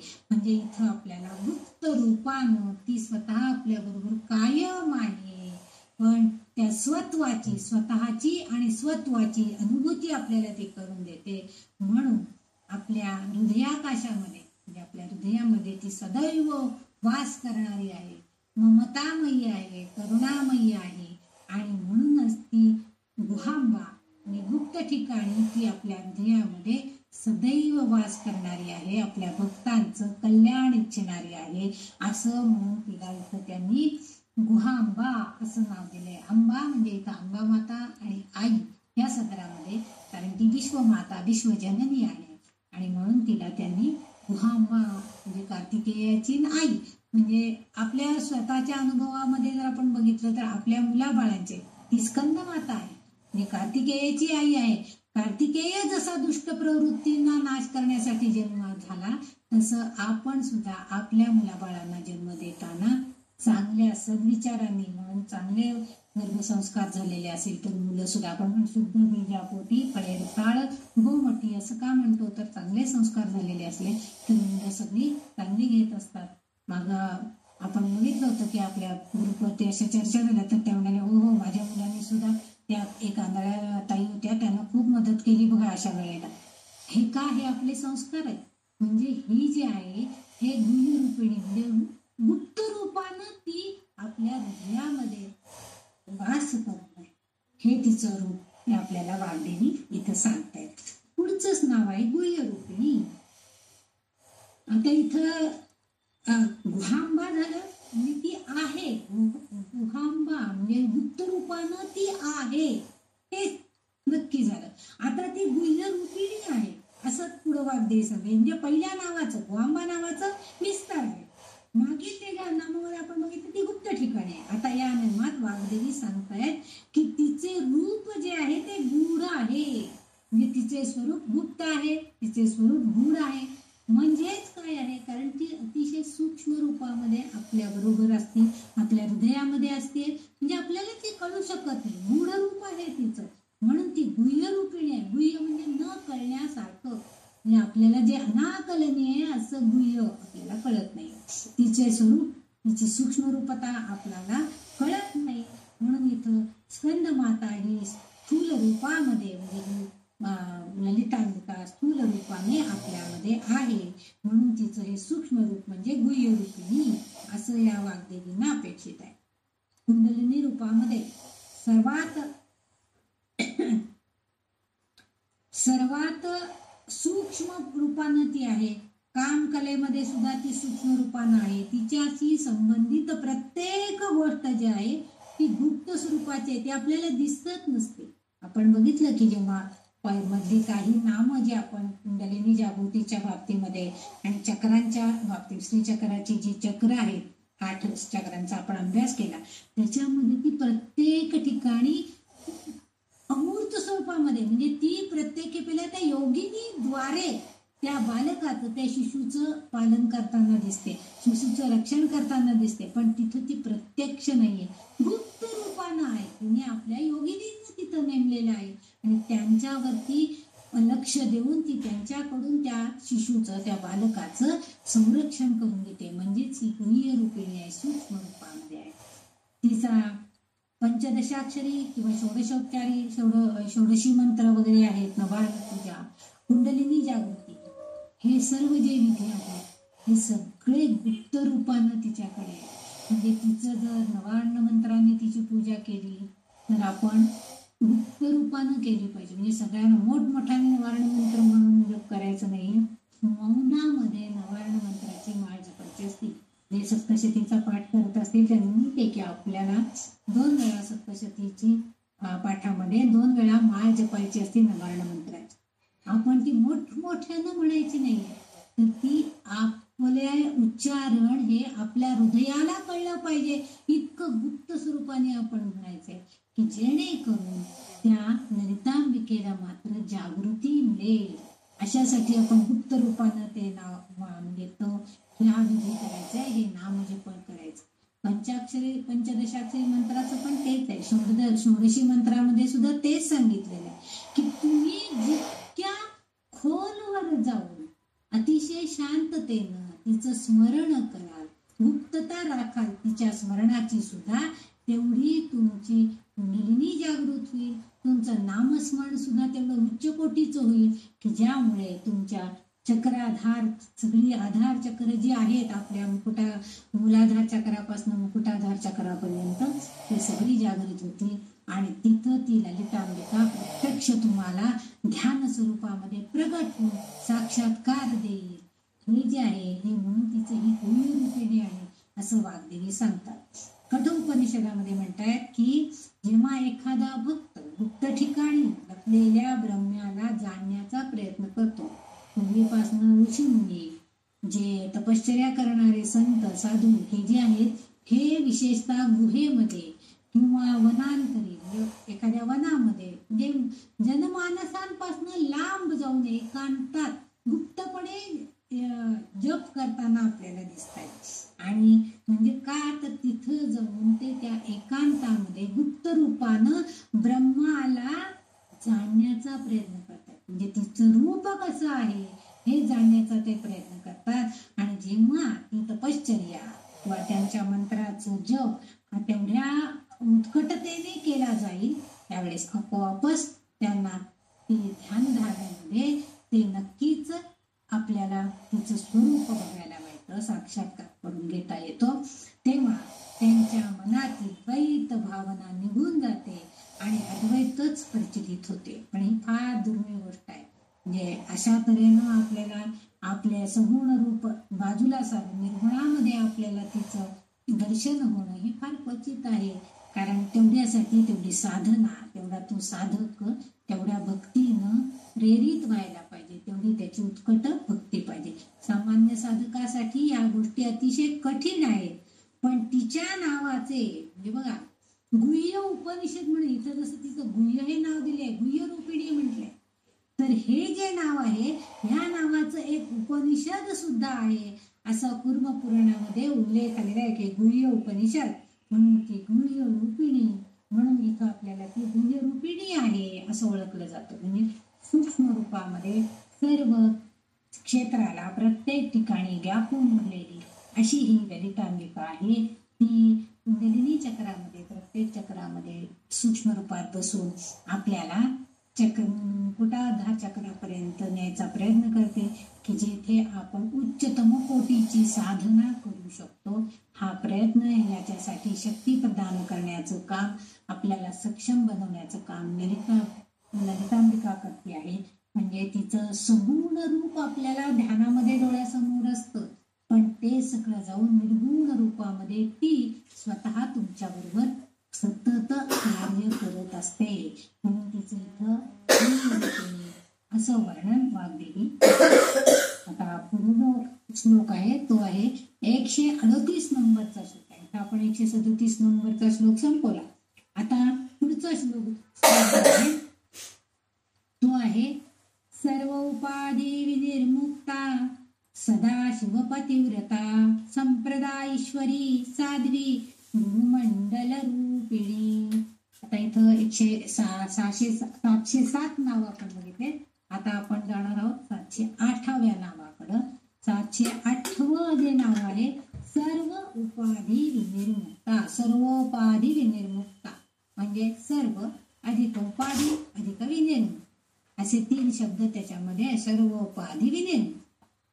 आता सर्व आणि उपाधी म्हणजे सर्व म्हणजे संपूर्ण सगळं, आणि उपाधी म्हणजे मर्यादांपासून मुक्त. म्हणजे ज्या उपाधी दिली जाते एखाद्याला, आपण म्हणतो की हा खूप चांगला प्रवचनकार आहे, कीर्तनकार आहे, म्हणजे त्याच्याकडनं काही ज्ञान दिलं जाते तेव्हा आपण त्याला उच्चतम चांगल्या प्रवृत्तीचा चांगलं कीर्तन करणारा कीर्तनकार आहे असं आपण त्याचा उल्लेख करतो.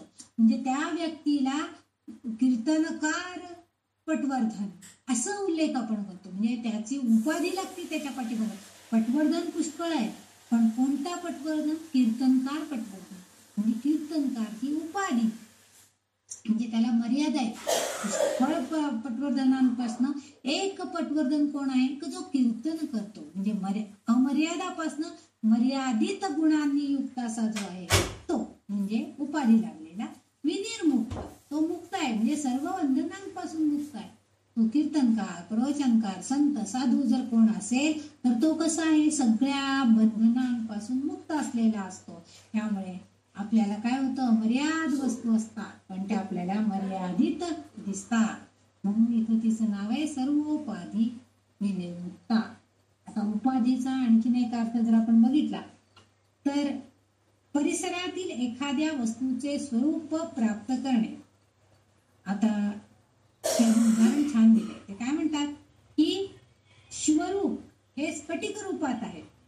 म्हणजे शिवस्वरूप आपण जर त्या तिरुपतीला गेल्यावर तो कुठला तरी एक काय त्याचं नाव आहे पण आपण कालहस्तीला आपण सगळेजण नमस्कार करायला जातो बघा.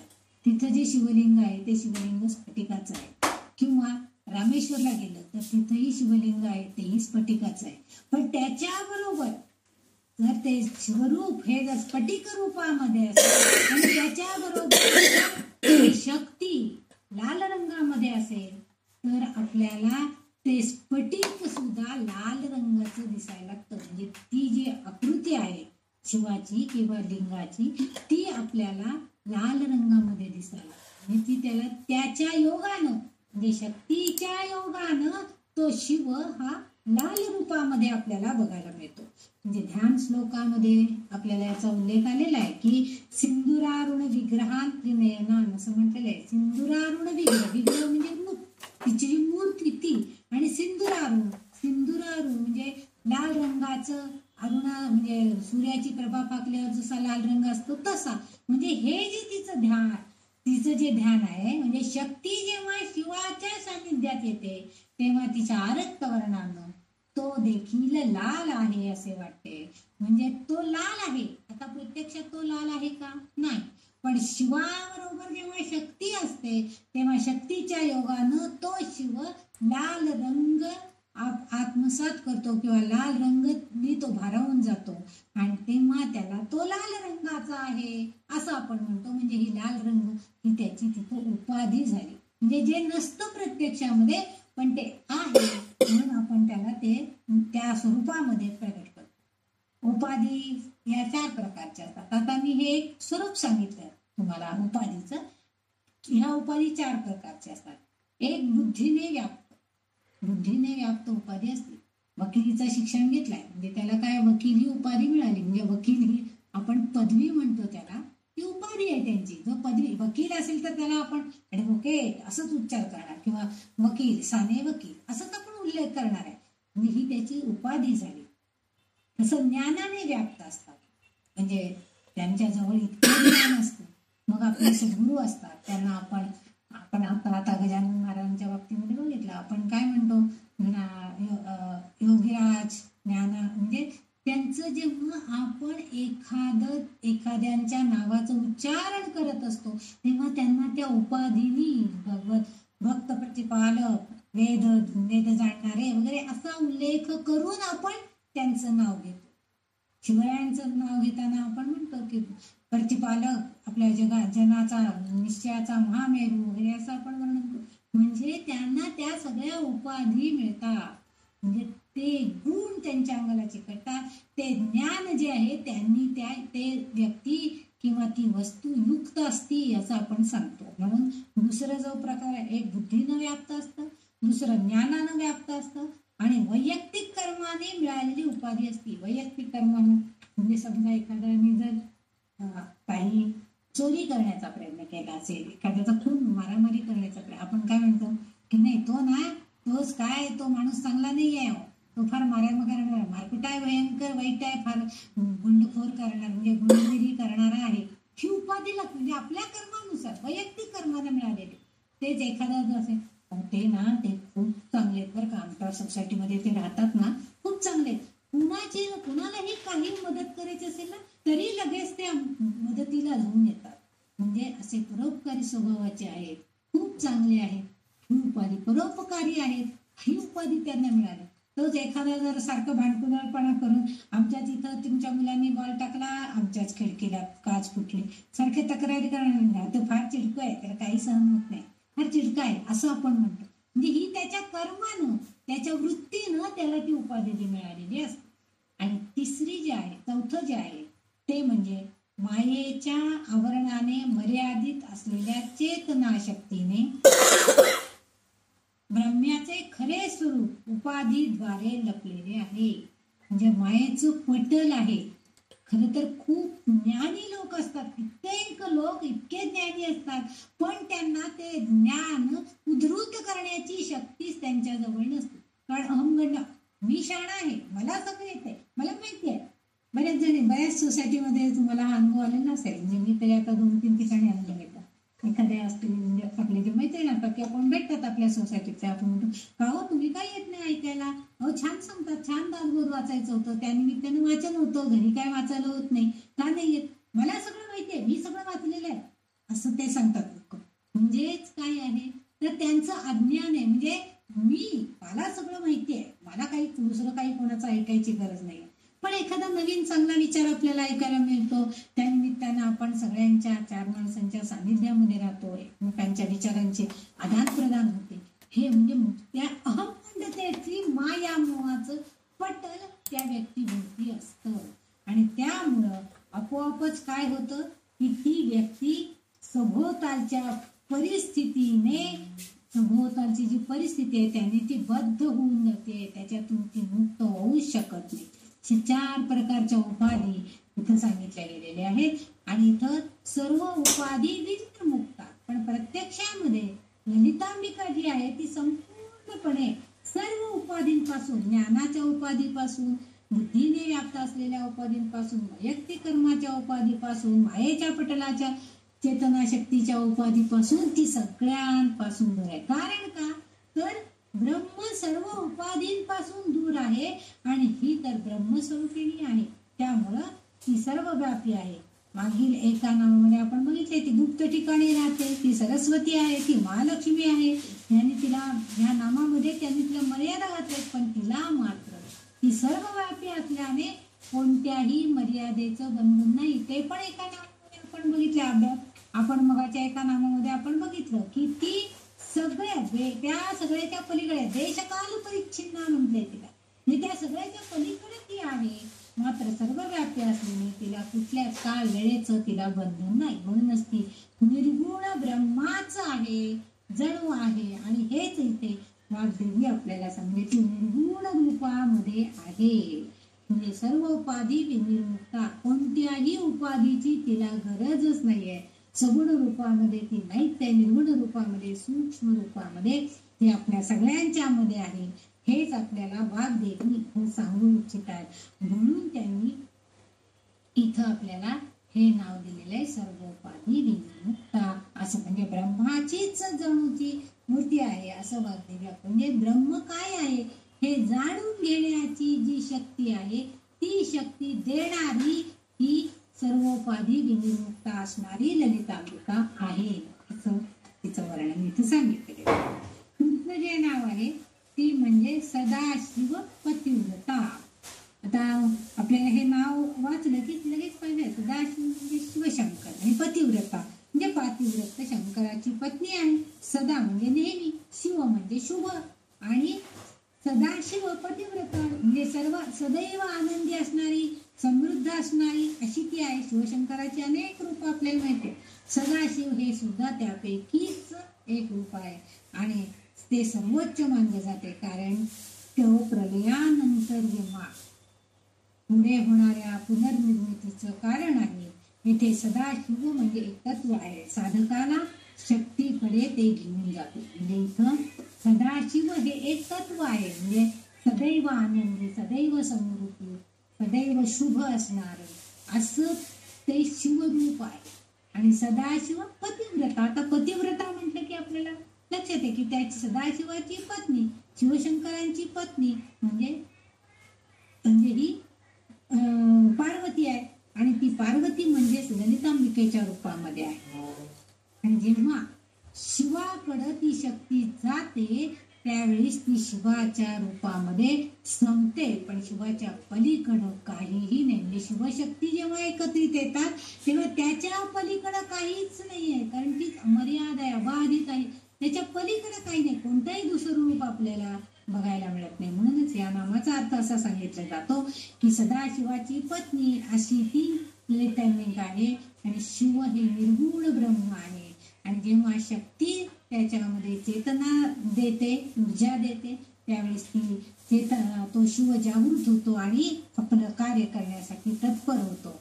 आणि त्याची पत्नी म्हणून ही ललितांबिका हे सगुण ब्रह्म आहे. म्हणजे ती प्रत्यक्षात आहे, स्थूल रूपामध्ये ती तेव्हा शिवामध्ये विलीन होते, तेव्हा ती सूक्ष्म बनते.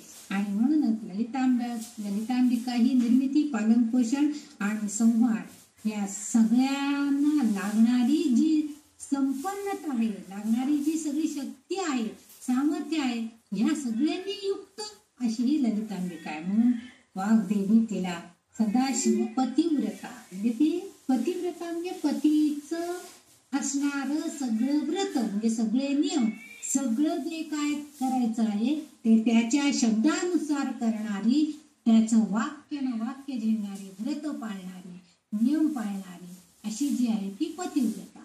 आणि म्हणून तिला सदाशिव पतिव्रता, कारण सदाशिवाला म्हणजे शिवशंकरांना हे संहार करण्याचं कार्य तर दिलंच आहे, पण त्याच बरोबर केव्हा संहार करायचा आहे, जेव्हा दुष्ट दैत्यांचं सगळं साम्राज्य मानेल त्यावेळेसच प्रलय होणार आहे. आणि प्रलयानंतर पुन्हा निर्मिती करताना पुन्हा तो शंकर सदाशिव या नावाने या पृथ्वी तलावर असणार आहे. आणि शक्तीला आपोआपच चेतना त्याला द्यावी लागणार, ते दोघांचं मिलन होणार आणि पुन्हा निर्मिती होणार आहे.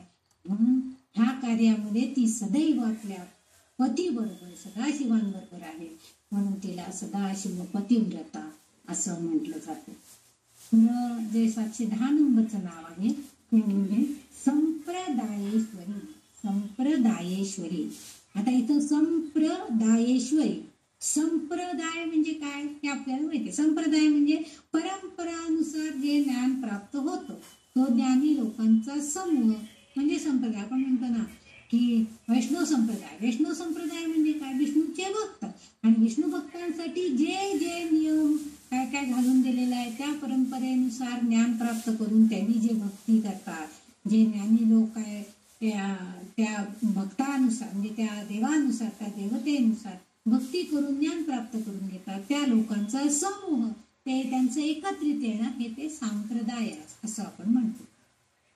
गाणपत्य संप्रदाय म्हणजे गणपतीची पूजा करणार, म्हणजे त्यांनी घालून दिलेले नियम की संकष्टी चतुर्थीला 21 वेळा अथर्व शीर्ष म्हणा किंवा गणपतीची नावं घ्या, 21 दुर्वा देवाला वाहा, जप करा, हे सगळे ते गणपत्य संप्रदायाचे लोक अगदी परंपरेनुसार जागृत असून ते करत असतात. म्हणजे त्या लोकांचा समूह, ते ज्ञान प्राप्त असणारे तो संप्रदाय. आणि हे ज्ञान बहुतेक कर्मकांड म्हणजे हे जे त्यांना ज्ञान मिळतं, ह्या सांप्रदायिक लोकांना हे ज्ञान मिळतं ते सगळं बहुतेक कर्मकांडाशी निगडीत असतं. म्हणजे 21 वेळा अथर्व शीर्षाची आवर्तन करा संकष्टी चतुर्थीला, किंवा जी त्याच्या आधीची जी चतुर्थी असते विनायक चतुर्थी तेव्हाही गणपतीचा उपवास करा. हे कर्मकांडाला निगडीत असणारे हे सगळे नियम आहेत. आणि गुरु शिष्य संबंधातून शक्यतो हे ज्ञान शिकवतो. म्हणजे गुरु जर गणपत्य संप्रदायामधला असेल तर तो आपल्या शिष्याला गणपती उपासनेबाबतच सगळं ज्ञान प्रदान करत असतो. आणि असं संप्रदाय ईश्वर, असं ती कुठल्याही एका संप्रदायामध्ये बांधील झालेली नाही आहे, ती बंधबद्ध नाही आहे कुठल्याही संप्रदायामध्ये, एकच संप्रदाय मानणारी ती नाही आहे. संप्रदाय ईश्वरी आहे, म्हणजे सत्ता आहे, ईश्वराची सत्ता, देवाची सत्ता, देवत्व तिच्याकडे आहे आणि त्या देवतेची सत्ता तिच्याकडे आहे आणि त्या संप्रदायामध्ये ती आहे. म्हणून ही एक पवित्र परंपरा म्हणजे गुरु शिष्याच्या रूपामध्ये ती आहे. म्हणजे गुरु शिष्य रूपामध्ये गुरु शिष्य संप्रदाय जो आहे असा एक वेगळा संप्रदाय जर आपण मानला तर त्यामध्ये ती ईश्वरासारखी, देवतेसारखी आहे. म्हणजे सर्व प्रकारच्या परस्परांची प्रमुख देवता, ईश्वरी देवता म्हणून तिला मूकांबिकेला हे पारंपरिक ज्ञानाची देवता किंवा अधिपती, ज्ञानाचं अधिपत्य करणारी अशी ती अधिपती मुख्य असणारी प्रमुख देवता आहे असं वाग्देवींना वाटतंय. कारण कोणताही गुरु आपल्या शिष्याला योग्य तेच ज्ञान देण्याचा प्रयत्न करत असतो. कोणताही गुरु असं कधीच म्हणत नाही की माझा शिष्य माझ्यापेक्षा मोठा व्हायला नको म्हणून थोडं आखडून ज्ञान द्यायचं, असं कोणता शिष्य करत नाही. तो आपला माझा शिष्य माझ्यापेक्षा मोठा व्हायला पाहिजे असं ज्या गुरुला वाटतं तो गुरुही खरा असतो आणि तो शिष्यही चांगला प्रकारचा ज्ञान प्राप्त करून घेण्यासाठी प्रामाणिक प्रयत्न करत असतो. आणि अशा गुरु शिष्य परंपरेमध्ये संप्रदायामध्ये असणारी ईश्वरी शक्ती, ईश्वरी देवता म्हणजे ही ललिता माता आहे. येथे वाग्देवता आपल्याला असं सुचवू इच्छितात की ललिता मातेचे पंचदशी आणि षोडशी सारखे मंत्र गुरूंकडून योग्य दीक्षा घेऊनच पठण करावे.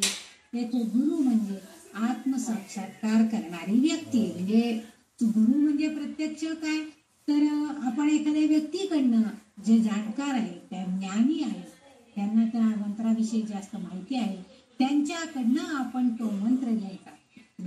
श्री विद्या उपासनेत या विधींना जास्त महत्व आहे आणि भक्त साधकांना तिच्या सोबत म्हणजे त्या मंत्राद्वारे बघा ना तुम्ही आता आज गजानन महाराजांचा प्रगट दिन होता, त्या योगी सगळेजण 21 अध्याय पोथी अखंड वाचायचं पारायण करतात.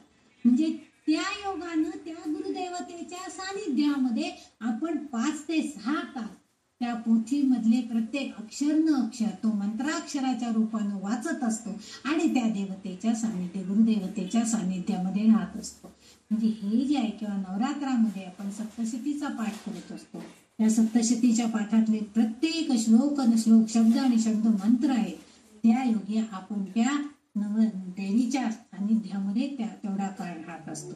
आणि म्हणून या ललिता मातेला जाणून घेण्याच्या टप्प्यात ललिता मातेला आपल्याला जाणून घ्यायचंय, म्हणजे ब्रह्म काय आहे हे जाणून घ्यायचंय. आणि ह्या टप्प्यात विधिवत पूजन. आता हे विधिवत हा शब्द अतिशय महत्वाचा. म्हणजे योग्य प्रकारे तिचं पूजन केलं पाहिजे. आज तिला लाल फूल घालायचंय नाहीये, काय हरकत आहे, नको तर नाही घालायचं, नाही आज नाही घालायचं.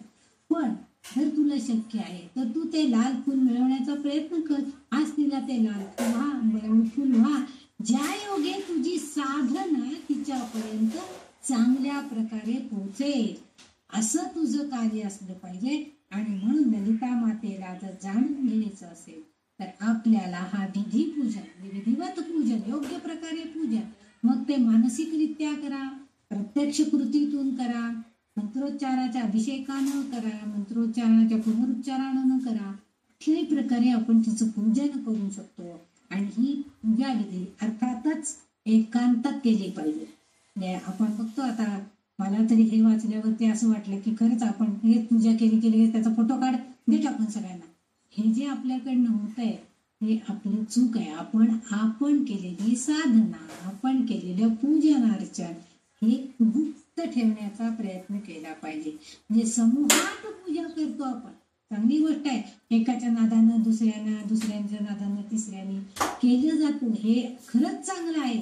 परंतु त्यांचं असं म्हणणं आहे की एकांतात पेक्षा आपण गुप्त स्वरूपामध्ये म्हणजे एकट्यानं ती पूजा केलेली असेल तर तो देव आणि आपण याच्यामध्ये कुठलंही माध्यम नसतं. इथं काय होतं, सगळ्यांच्या नजरा त्या देवदेवतेवर एकत्रितपणे आलेले असतात. त्यामुळे अनेक माध्यम, मग आपलं लक्ष दुसरीकडे जातं, तिसरीकडे जातं. ती काय करते, होय तुम्ही किती छान पूजेचं ते 21 दुर्वा आणले, छान लाल फुल आणले देवाला व्हायला, आपल्या हातात काहीच नाही, आपण एक छोटंसं फुल घेऊन आलोय. कदाचित आपल्या डोक्यामध्ये हे विचार बळवतात. म्हणजे समूह पूजनापेक्षा श्री विद्यावाल्यांना जास्तीत जास्त एकांत पूजा जास्त प्रिय, म्हणजे एकांतात विधिवत पूजा करणं जास्त प्रिय. ते आपल्या ललितांबिकेला सुद्धा जास्त प्रिय आहे. म्हणजे आपण जे पूजन अर्चन करणार हे, कारण काय असतं तेव्हा तिथं आपल्याला डिस्टर्बन्स काहीही अडथळामध्ये नसतं. ती देवी आणि आपण दोघंच असतो. आपल्याला जे काही बोलायचंय, आपल्या मनातलं हितगुज सांगायचंय, मनातलं भावभावना तिच्यापर्यंत आपण छान व्यक्त करू शकतो. म्हणजे पूजन अर्चन करून की हे देवी, अगं माझे पण खूप पाय दुखतात, तुझे पण पाय दुखतात का गो, असं म्हणून त्या देवीच्या मूर्तीमधले पाय सुद्धा आपण छान सोडून दिले, गरम पाणी त्याच्यामध्ये. ही जी कल्पना आहे ना, अशा प्रकारे आपण तिचं पूजन केलं तर ते जास्त त्या देवीला सुद्धा भावतं. म्हणजे इथं देवी म्हणजे ईश्वरी सत्ता, दैवत, त्याला सुद्धा ते अतिशय प्रिय असतं. विठ्ठलाचे भक्त असले तर आपण काय म्हणतो, देवा 28 युग उभा आहेस रे, मी 15 दिवस वारीत चालत आले तर माझे केवढे पायाला फोड आलेत, पाय दुखायला लागलेत बाबा, केव्हा तू कमी करतोस हे दुखणं, असं त्याला आपण म्हणतो. तो 28 युग उभाच आहे आपल्या भक्तांची वाट बघत, केव्हा येतात माझ्या दर्शनासाठी म्हणून. अशा प्रकारे हे हे पूजन, विधिवत पूजन हे या संप्रदायानुसार केलं जातं. आणि संप्रदाय ईश्वरी ही ललितांबिका आहे आणि त्यामुळे तिला हे पूजन सुद्धा मान्य आहे, हेही तिला आवडतं. म्हणजे विधिवत पूजन करणं, एकांतात पूजन करणं हे तिला अतिशय आवडतं. पण जरी गुरु मिळाला नाही, म्हणजे काही वेळेला काय होतं, आपल्याला गुरु मिळत नाही, वाटतं गुरु करावा पण मिळत नाही, तरी त्या भक्ताला, म्हणजे जरी समजा आपल्याला गुरु मंत्र म्हणून पंचदशाक्षरी मंत्र मिळाला नाही, षोडशी मंत्र आपल्याला कोणी दिलेला नाही, तरी सुद्धा ह्या मंत्राचा अर्थ समजावून घेऊन त्याप्रमाणे न्यास, पूजन, अर्चन हे आपण केलं पाहिजे. आपण जे रुद्र म्हणताना न्यास शिकू किंवा सहस्रनामा, ललिता सहस्रनाम म्हणताना आपण न्यास आधी म्हणतो. का म्हणतो तर ते आपण समजून घेतो अगोदर, तिचं ध्यान मंत्र अगोदर म्हणतो, ते तिला समजून घेतो आणि मग आपण हे सगळं समजावून घेऊन त्या ध्यानाचा अर्थ, तिच्या न्यासाचा अर्थ काय आहे तर तिला आवाहन करायचं, तिचं पूजन करायचं आणि तिच्याद्वारे त्या ललिता देवीचं आपण अर्चन पूजन करणार असतो. आणि म्हणून इथं ते अशा प्रकारे अर्थ समजावून घेऊन जर आपण हे केलं, कुठलीही मानस पूजा जरी तुम्ही केली तरी सुद्धा ती त्या देवतेला अतिशय आवडते आणि ती फलित होते. येथे आता आणखीन एक असा अर्थ इथं आहे की प्रत्यक्षात ब्रह्म हे एकच आहे आणि यात शिव आणि शक्ती हे दोन भिन्न अस्तित्व आपण मानतोय. ब्रह्मामध्ये हे दोन अस्तित्व भिन्न भिन्न मानतो आहोत, पण शिवशक्तीमध्ये फरक आहे. पारंपरिकपणे हा फरक स्वीकारला जातो किंवा आपण मानतो त्याला. असंही म्हटलं जातं की हे दोघे एकमेकांशिवाय, म्हणजे प्रकृती आणि पुरुष हे दोघंही एकमेकांशिवाय कार्यच करू शकत नाही, कारण ते परस्परावलंबी आहेत. मग एका नामामध्ये आपण बघितलेलं होतं. आणि म्हणूनच ते एकच आहेत असा सुद्धा अर्थ येतो. म्हणजे एकमेव आहे, म्हणजे संप्रदाय ईश्वरी ती एकटी आहे, ते शिव शक्ती वगैरे असं काही नाही असं त्यांचं म्हणणं आहे. परंतु शिव आणि शक्ती एकत्रित असतील तर कार्य चांगलं होतं.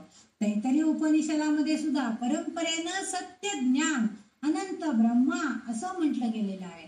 म्हणून तिच्या स्वरूपाचं वर्णन करताना वाग्देवी तिला परंपरांची प्रमुख देवता, उपनिषदांमध्ये किंवा ह्याच्यामध्ये आपल्याला ब्रह्मस्वरूपामध्ये ती आहे हे आपल्याला मान्य आहे.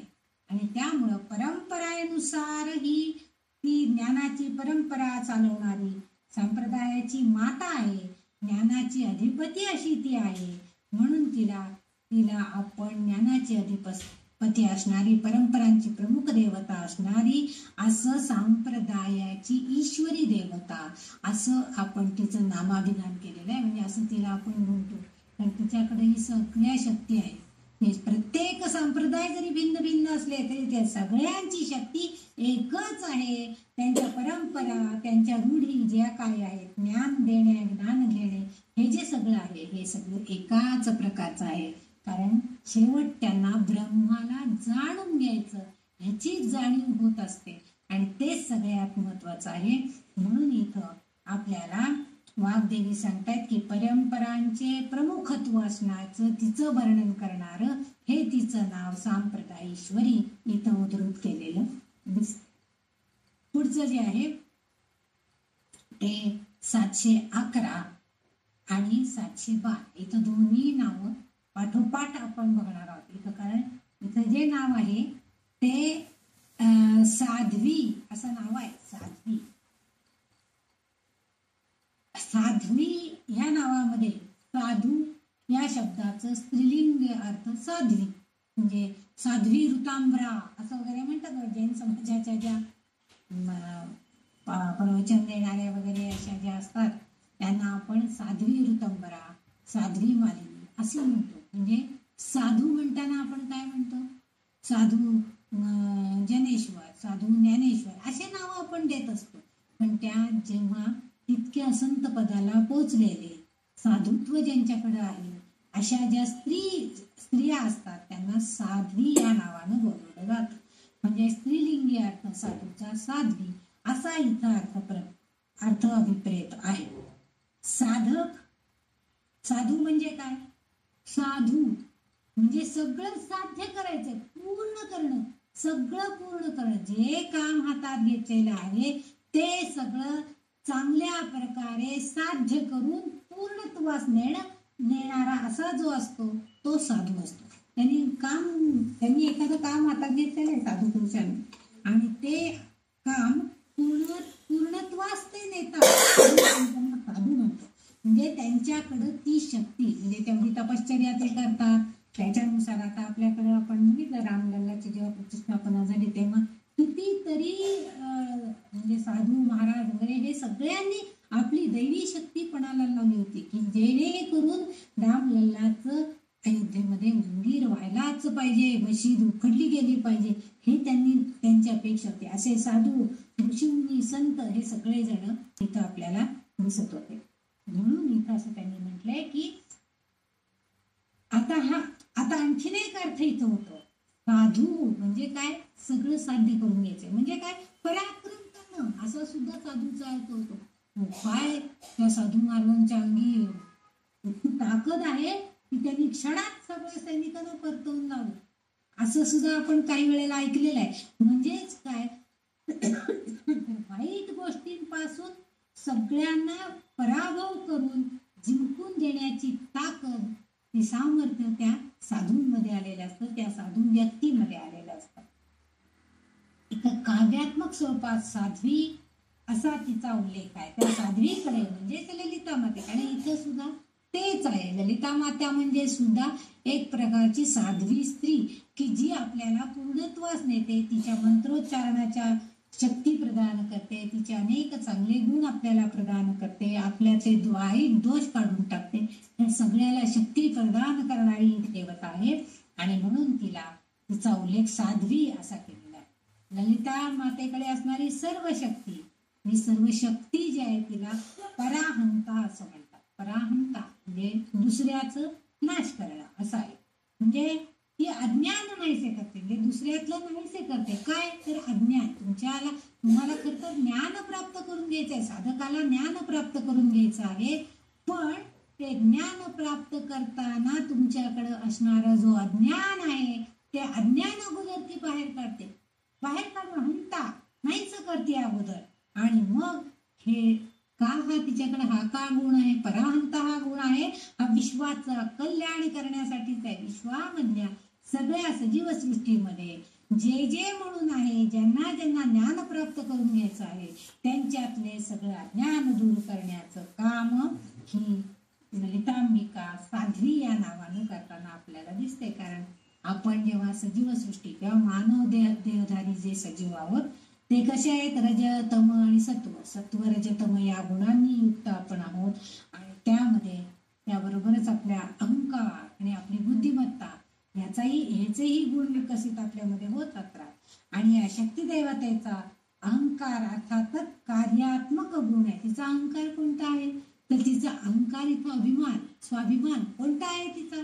की मी माझ्या भक्तांना सत्व, रज, तम या गुणांची ओळख करून देईल, त्यातल्या चांगले सात्विक लोक कसे निर्माण होतील, त्यांचं ज्ञान कसं होईल, त्यांचं अज्ञान दूर होऊन ज्ञानाची दृष्टी त्यांना कशी लावेल ह्याचा प्रयत्न ती करत असते. कारण तिची कार्यक्षमता तिच्याकडेच आहे, तो तिचा अंतर्निहित गुण आहे.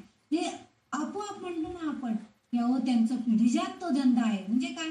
परंपरागत पिढ्यानपिढ्या त्यांनी सोन्याचे दागिने घडवण्याचा व्यवसाय करतायत. एखाद्यानं समजा ते सोन्याचा धंदा सोडून समजा चपला शिवण्याचा कारखाना काढला तर आपण म्हणतो परंपरागत ते धंदा सोडून हे काय चपला शिवण्याचं याला नवीन सुचले, चपलाचं दुकान घालून बसलाय असं आपण त्याला म्हणत असतो. परंतु ह्या आपल्या ललिता देवीकडे मात्र ती अंतर्निहाय कार्यक्षमता आहे, अंगीभूत असणारी. म्हणजे आपण म्हणतो ना की वंश परंपरेनं ते आमच्याकडे आले, पिढीजात आलेलं आहे असं जे आपण नेहमी सांगत असतो ते इथं दिसतंय. म्हणजे तो स्वाभाविक गुण तिच्यामध्ये आहे की दुसऱ्याला अज्ञान नाहीचं करून ज्ञान प्रदान करणं आणि ब्रह्म जाणून घेण्याचे ज्ञान संपादन करायचे आहे, पण अहंकाराने ते झाकळून टाकलेले आहे. मागच्या एका श्लोकामध्ये पण आपण बघितलंय की त्याला माया मोहानं झाकळून टाकलेलं आहे. म्हणूनच ती काय करते, ती सिद्धी प्राप्त करून देणारी आणि अज्ञान दूर करणारी म्हणून ती साध्वी आहे. ती आपल्या भक्तांना ते दूर करण्यासाठी मदत करते, त्यांना चांगले ज्ञान प्रदान करण्याचं काम करते. त्यामुळं त्या भक्ताचं कोणत्याही प्रकारे नुकसान न करता, म्हणजे भक्ताचंही नुकसान होऊ देत नाहीच नाही आणि त्याचबरोबर इतरांनाही कोणताही चांगले काम करण्याचा हेतू बाळगणे हा तिचा गुण आहे. इतरांनी सुद्धा आपल्या भक्ताचं ती कधीच अहित होऊ देत नाही, नेहमी त्याचं चांगलं व्हावं अशीच तिची सदिच्छा असते. त्याचं नुकसान न करता ती सगळं करते आणि इतरांसाठी सुद्धा चांगले काम करण्याचा हेतू बाळगणं हा तिचा गुण आहे आणि हाच गुण ती आपल्या भक्ताला देते. आपण नेहमी म्हणतो कुणाच्यासाठी काही चांगलं करता नाही आलं तर राहू दे, पण निदान कुणाचं वाईट करायचं तरी चिंतू नका, असे आपले वडीलधारी माणसं आपल्याला नेहमी. म्हणजे आपण म्हणतो ना, हो तो वर्गात तो मला मुलगा खूप त्रास देत होता, ठीक आहे, पण तुला त्याचं चांगलं काही करता येत नसेल पण त्याचं वाईट करायला मात्र तू जाऊ नको. त्याचा एक पाय मोडायला जाशील तर उद्या खड्ड्यात पडून तुझे 2 पाय मोडते. हा विचार त्या ज्ञानी लोकांच्याकडे असतो आणि तो विचार ही जी ललितांबिका आहे ती आपल्या भक्तांना नेहमी देत असते. साधक इच्छिता म्हणजे साधकाला हे ती देणार असते. तिची कृपा झाली तर आपण सामान्य साधक सुद्धा साधू किंवा आपण स्त्री साधू म्हणजे साध्वी बनवू शकतो आणि हेच या नामाचं फलित आहे असं वाग्देवी आपल्याला सांगण्याचा प्रयत्न करतायत. इथं आपल्याला असं दिसतंय की वाग्देवी सांगतायत की प्रत्येक म्हणजे आपण जे सामान्य माणसं आहोत प्रत्येकाला भरपूर ज्ञान देण्याची शक्ती आहे, भरपूर सगळा मेंदू सुद्धा सगळा कार्यान्वित आहे, चांगले हातपाय आपल्याला धडधाकट शरीर दिलेलं आहे, पण आपल्यावरती मायेच्या पटलामुळे आपल्या अज्ञानामुळं आपण चांगलं कार्य करण्यास प्रवृत्तच होत नाही. आपल्या मनामध्ये समजा एखाद्याने एखादा बिझनेस करला तर बाई बुडाला तर काय करायचं, सगळं नुकसानच की, हा विचार आपल्या मनामध्ये आधी येतो. त्यावेळेस आपण हा विचार करत नाही की हा नवीन धंदा करतोय ना, ठीक आहे, मी तर स्वतः त्याच्याकडेच सगळं काय असेल ते वस्तू घेईन, पण माझ्याबरोबर माझ्या 4 मित्रांना पण सांगेन की अरे त्याला हातभार लागेल, त्याला 2 पैशाचा फायदा झाला तर, ही वृत्ती आपली यायला पाहिजे. आणि हेच काम ललितांबिका आपल्या विचारांची प्रवृत्त करण्यासाठी, चांगले विचार देण्यासाठी ती आपल्या भक्ताला प्रवृत्त करते आणि हेच वाग्देवी आपल्याला सांगताय. पुढचं जे नाव आहे म्हणजे 712 नंबर मध्ये त्यांनी दिले ते साधू अधिक इम. या साध्वी नावातच आणखीन एक त्यांनी महती म्हणजे वेगळं माहिती सांगितली. साधू अधिक इम म्हणजे साध्वी, ई साधू अधिक इम म्हणजे साध्वी, अशा अर्थाने ई हा अतिशय शक्तिशाली बीज मंत्र आहे. म्हणजे आपले जे पंचदशाक्षरी मंत्र आहे त्याच्यामध्ये ई असा एक शब्द आहे, सकल रहीम इम असं आपण सकल रहीम, ते हिम हा जो शब्द आहे तो बीज मंत्र आहे आणि त्याच्यामध्ये अतिशय शक्ती सामावलेली आहे आणि म्हणून वाग्देवींना हाही अर्थ कदाचित अभिप्रेत असेल आणि हे सर्व सृष्टीशी संबंधित आहे. षोडशी मंत्रात हा इम हे बीज अशा रीतीनं वापरलं जातं तर मंत्रसिद्धी लवकर प्राप्त होते. म्हणजे आपल्या जर मंत्र जपायचा असेल तर त्या मंत्राची सिद्धी प्राप्त करून घ्यायची असेल, त्याचा लवकर परिणाम व्हावा, जलद परिणाम दिसावा असं वाटत असेल तर तिचं हे साध्वी रूप परिणामकारक आहे. म्हणजे तिचं साध्वी रूप म्हणजे तिचं हा मंत्र म्हणजे पंचदशाक्षरी किंवा षोडशाक्षरी जो मंत्र आहे त्या मंत्रामध्ये असणारी बीजाक्षर ही सगळी इतकी परिणामकारक आहेत की तिच्या मंत्रोच्चारणानं बीज मंत्रातलं मंत्र ईमच्या उच्चारणाने इच्छाशक्ती, ज्ञानशक्ती आणि क्रियाशक्ती कार्यान्वित होतात आणि म्हणून तिला साध्वी असं म्हणजे तिचा तो मंत्र आहे म्हणून ती साध्वी असाही अर्थ इथं एक अभिप्रेत आहे.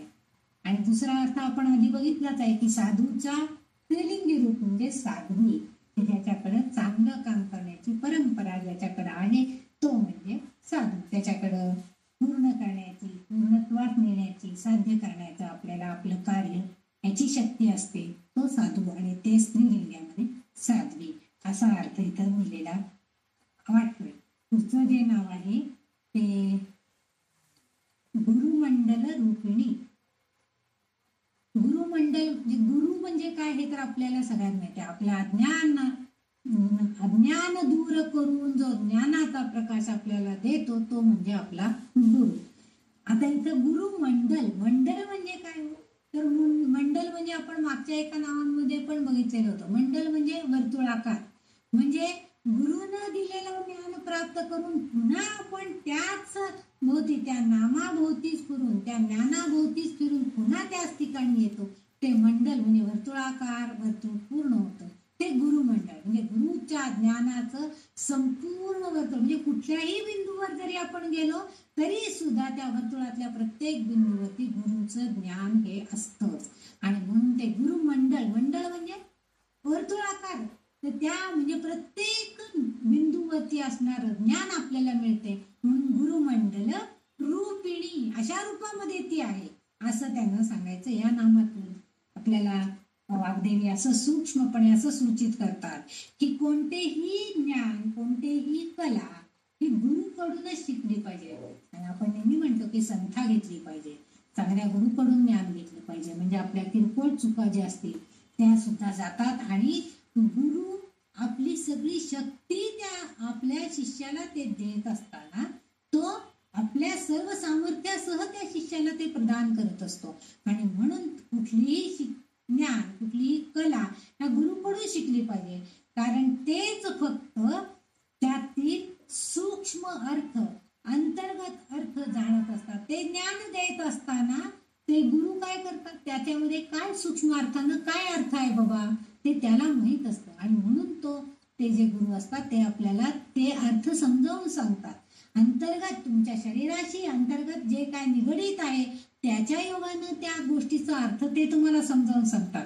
आणि म्हणून बरेचशा नामांचे अर्थ आपण आधीच पाहिलेले आहेत. बरेच अर्थ आपण आधी पाहिलेले आहेत. ते आपल्या शरीराशी निगडीत आहेत, आपल्या व्यवहारांशी निगडीत आहेत, आपल्या नानांशी निगडीत असलेले आपल्याला दिसून येतात. म्हणून असे जे ज्ञान आहे ते ज्ञान गुरुमंडल वर्तुळाकार आहे. श्रीविद्या साधनेमध्ये गुरु आणि त्याच्या वंशाला खूप महत्व प्राप्त झालेले आहे. कारण गुरुंचे म्हणणे अंतिम, म्हणजे आपण काही जण असतात, माझ्या गुरुंनी सांगितले, आपण नोंदलेकर महाराजांचं उदाहरण नेहमी बघतो की त्यांनी जेव्हा तुकाईकडे गेलं, तुकाईंनी सांगितलं तो खड्डा खण, त्याच्यामध्ये ती 3 पोरं आहेत त्यांना टाक त्या खड्ड्यामध्ये आणि त्याच्यावरती वाळू लोटून तू बस त्याच्यावरती ध्यान धारणा कर. गुरुंनी सांगितलं, यांनी ऐकलं का, कशासाठी असे प्रश्न त्यांनी विचारले नाही.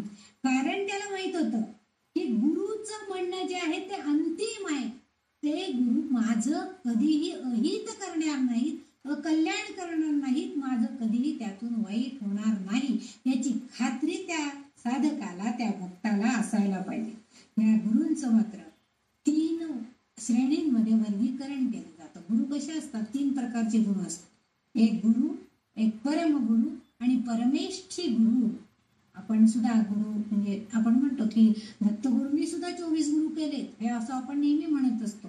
म्हणजे कुठल्याही कार्यामध्ये कुशलता यावी म्हणून ज्याच्याकडनं जे आपण शिकतो तेही सगळे आपले गुरुच असतात. मग त्या सुतार पक्षाने किंवा सुतारिणी पक्षीने छान घट्ट बांधले, तिची जी कला आहे ती आपण तिच्याकडे निरखून बघून पाहून शिकलो, तीही गुरु झाली आपली.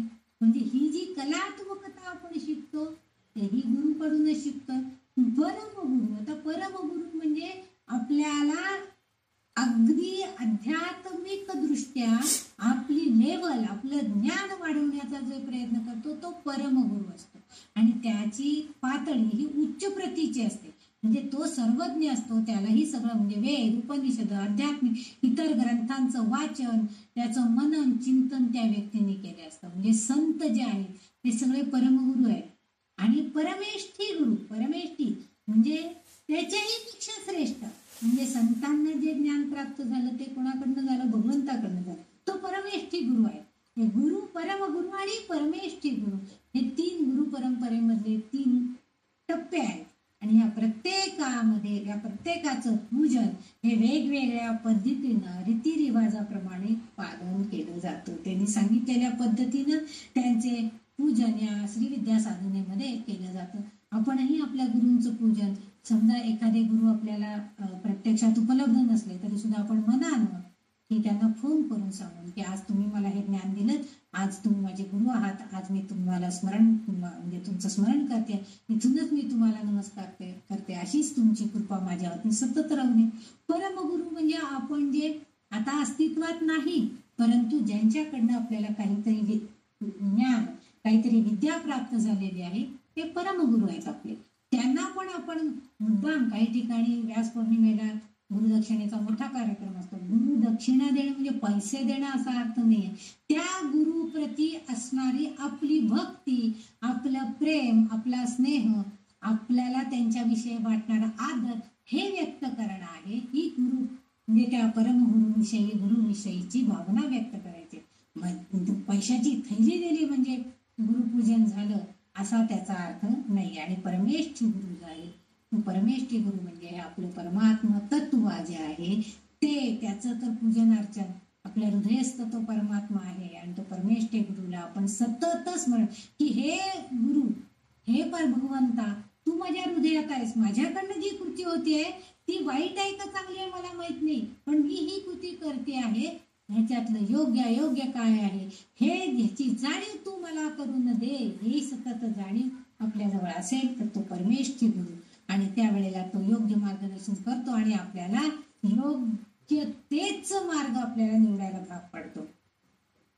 इथं मंडल म्हणजे गोलाकार वर्तुळ मगाशी सांगितलं. असं जर गृहीत धरलं आपण, एक ते वर्तुळ आहे आणि वर्तुळाच्या एक प्रत्येक बिंदूवरती एक एक एक एक तिच्यात आता ललितांबिकेचं सर्व गुण आपण आतापर्यंतच्या अनेक नावांमध्ये बघितले. तिची जी इतकी नावं आहेत, सहस्त्र हजार नावं आहेत, आता आपण 700च्या पुढे गेलेलो आहोत. या प्रत्येक नामामध्ये तिचं रूप वर्णनाचं, तिच्या गुणांचं, तिच्याकडे असणाऱ्या अलौकिक गुणांचं, असं सगळ्यांचं वर्णन आपण आतापर्यंत बघितलं. मग ह्या सगळ्या गुणांचं मिळून एक वर्तुळ जर आपण काढलं तर त्या वर्तुळावरचा प्रत्येक बिंदू तिच्या गुणांमध्ये आहे. आणि एक गुण दुसऱ्यापेक्षा कमी कुठेही नाही, फरक नाहीच आहे, एक समान आहेत. अध्यात्म म्हणजे परंपरेने अध्यात्म ज्ञान देणाऱ्या गुरूंची परंपरा ही जी आहे ही तिचंच रूप आहे. मागच्या एका नामामध्ये गुरुरूपिणी, गुरुप्रिया असं त्यांनी तिचं वर्णन केलेलं आहे.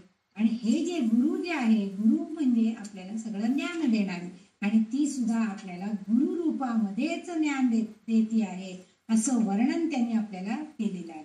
म्हणून इथं आपल्याला अगदी असं सांगतायत की आपण हा परमशिव गुरु किंवा गुरूंची परंपरामध्ये असणारे सगळे अध्यात्मातले सगळे सद्गुरू ते सद्गुरू आहेत, चांगले मार्ग दाखवणारे आहेत आपल्याला. फक्त आपण साधकांनी त्यांचे योग्य विचार, आचार, परंपरेनुसार त्यांनी सांगितलेले नियम, म्हणजे समजा गुरु परंपरेमध्ये सांगितलेलं असेल की रोज एक माळ जप आणि एक भजन म्हटल्याशिवाय जेवायचं नाही असं सांगितलेलं आपल्याला गुरु परंपरेत. मग तसं आपण करायला पाहिजे ना. हे जे करणं आहे प्रत्येक वेळ तो गुण आहे.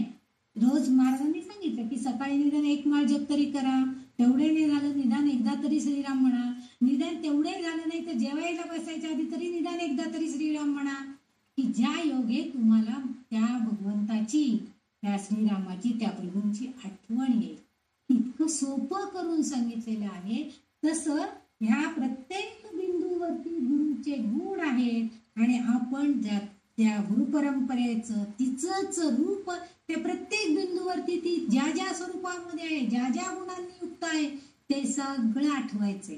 आणि म्हणून तू गुरुमंडल रूपिणी आहे, म्हणजे तिचं रूप त्या गुरुमंडलामध्ये जितके बिंदू येतात, त्या वर्तुळावरती जितके बिंदू आहेत तितक्या गुणांनी युक्त असं तिचं रूप आहे.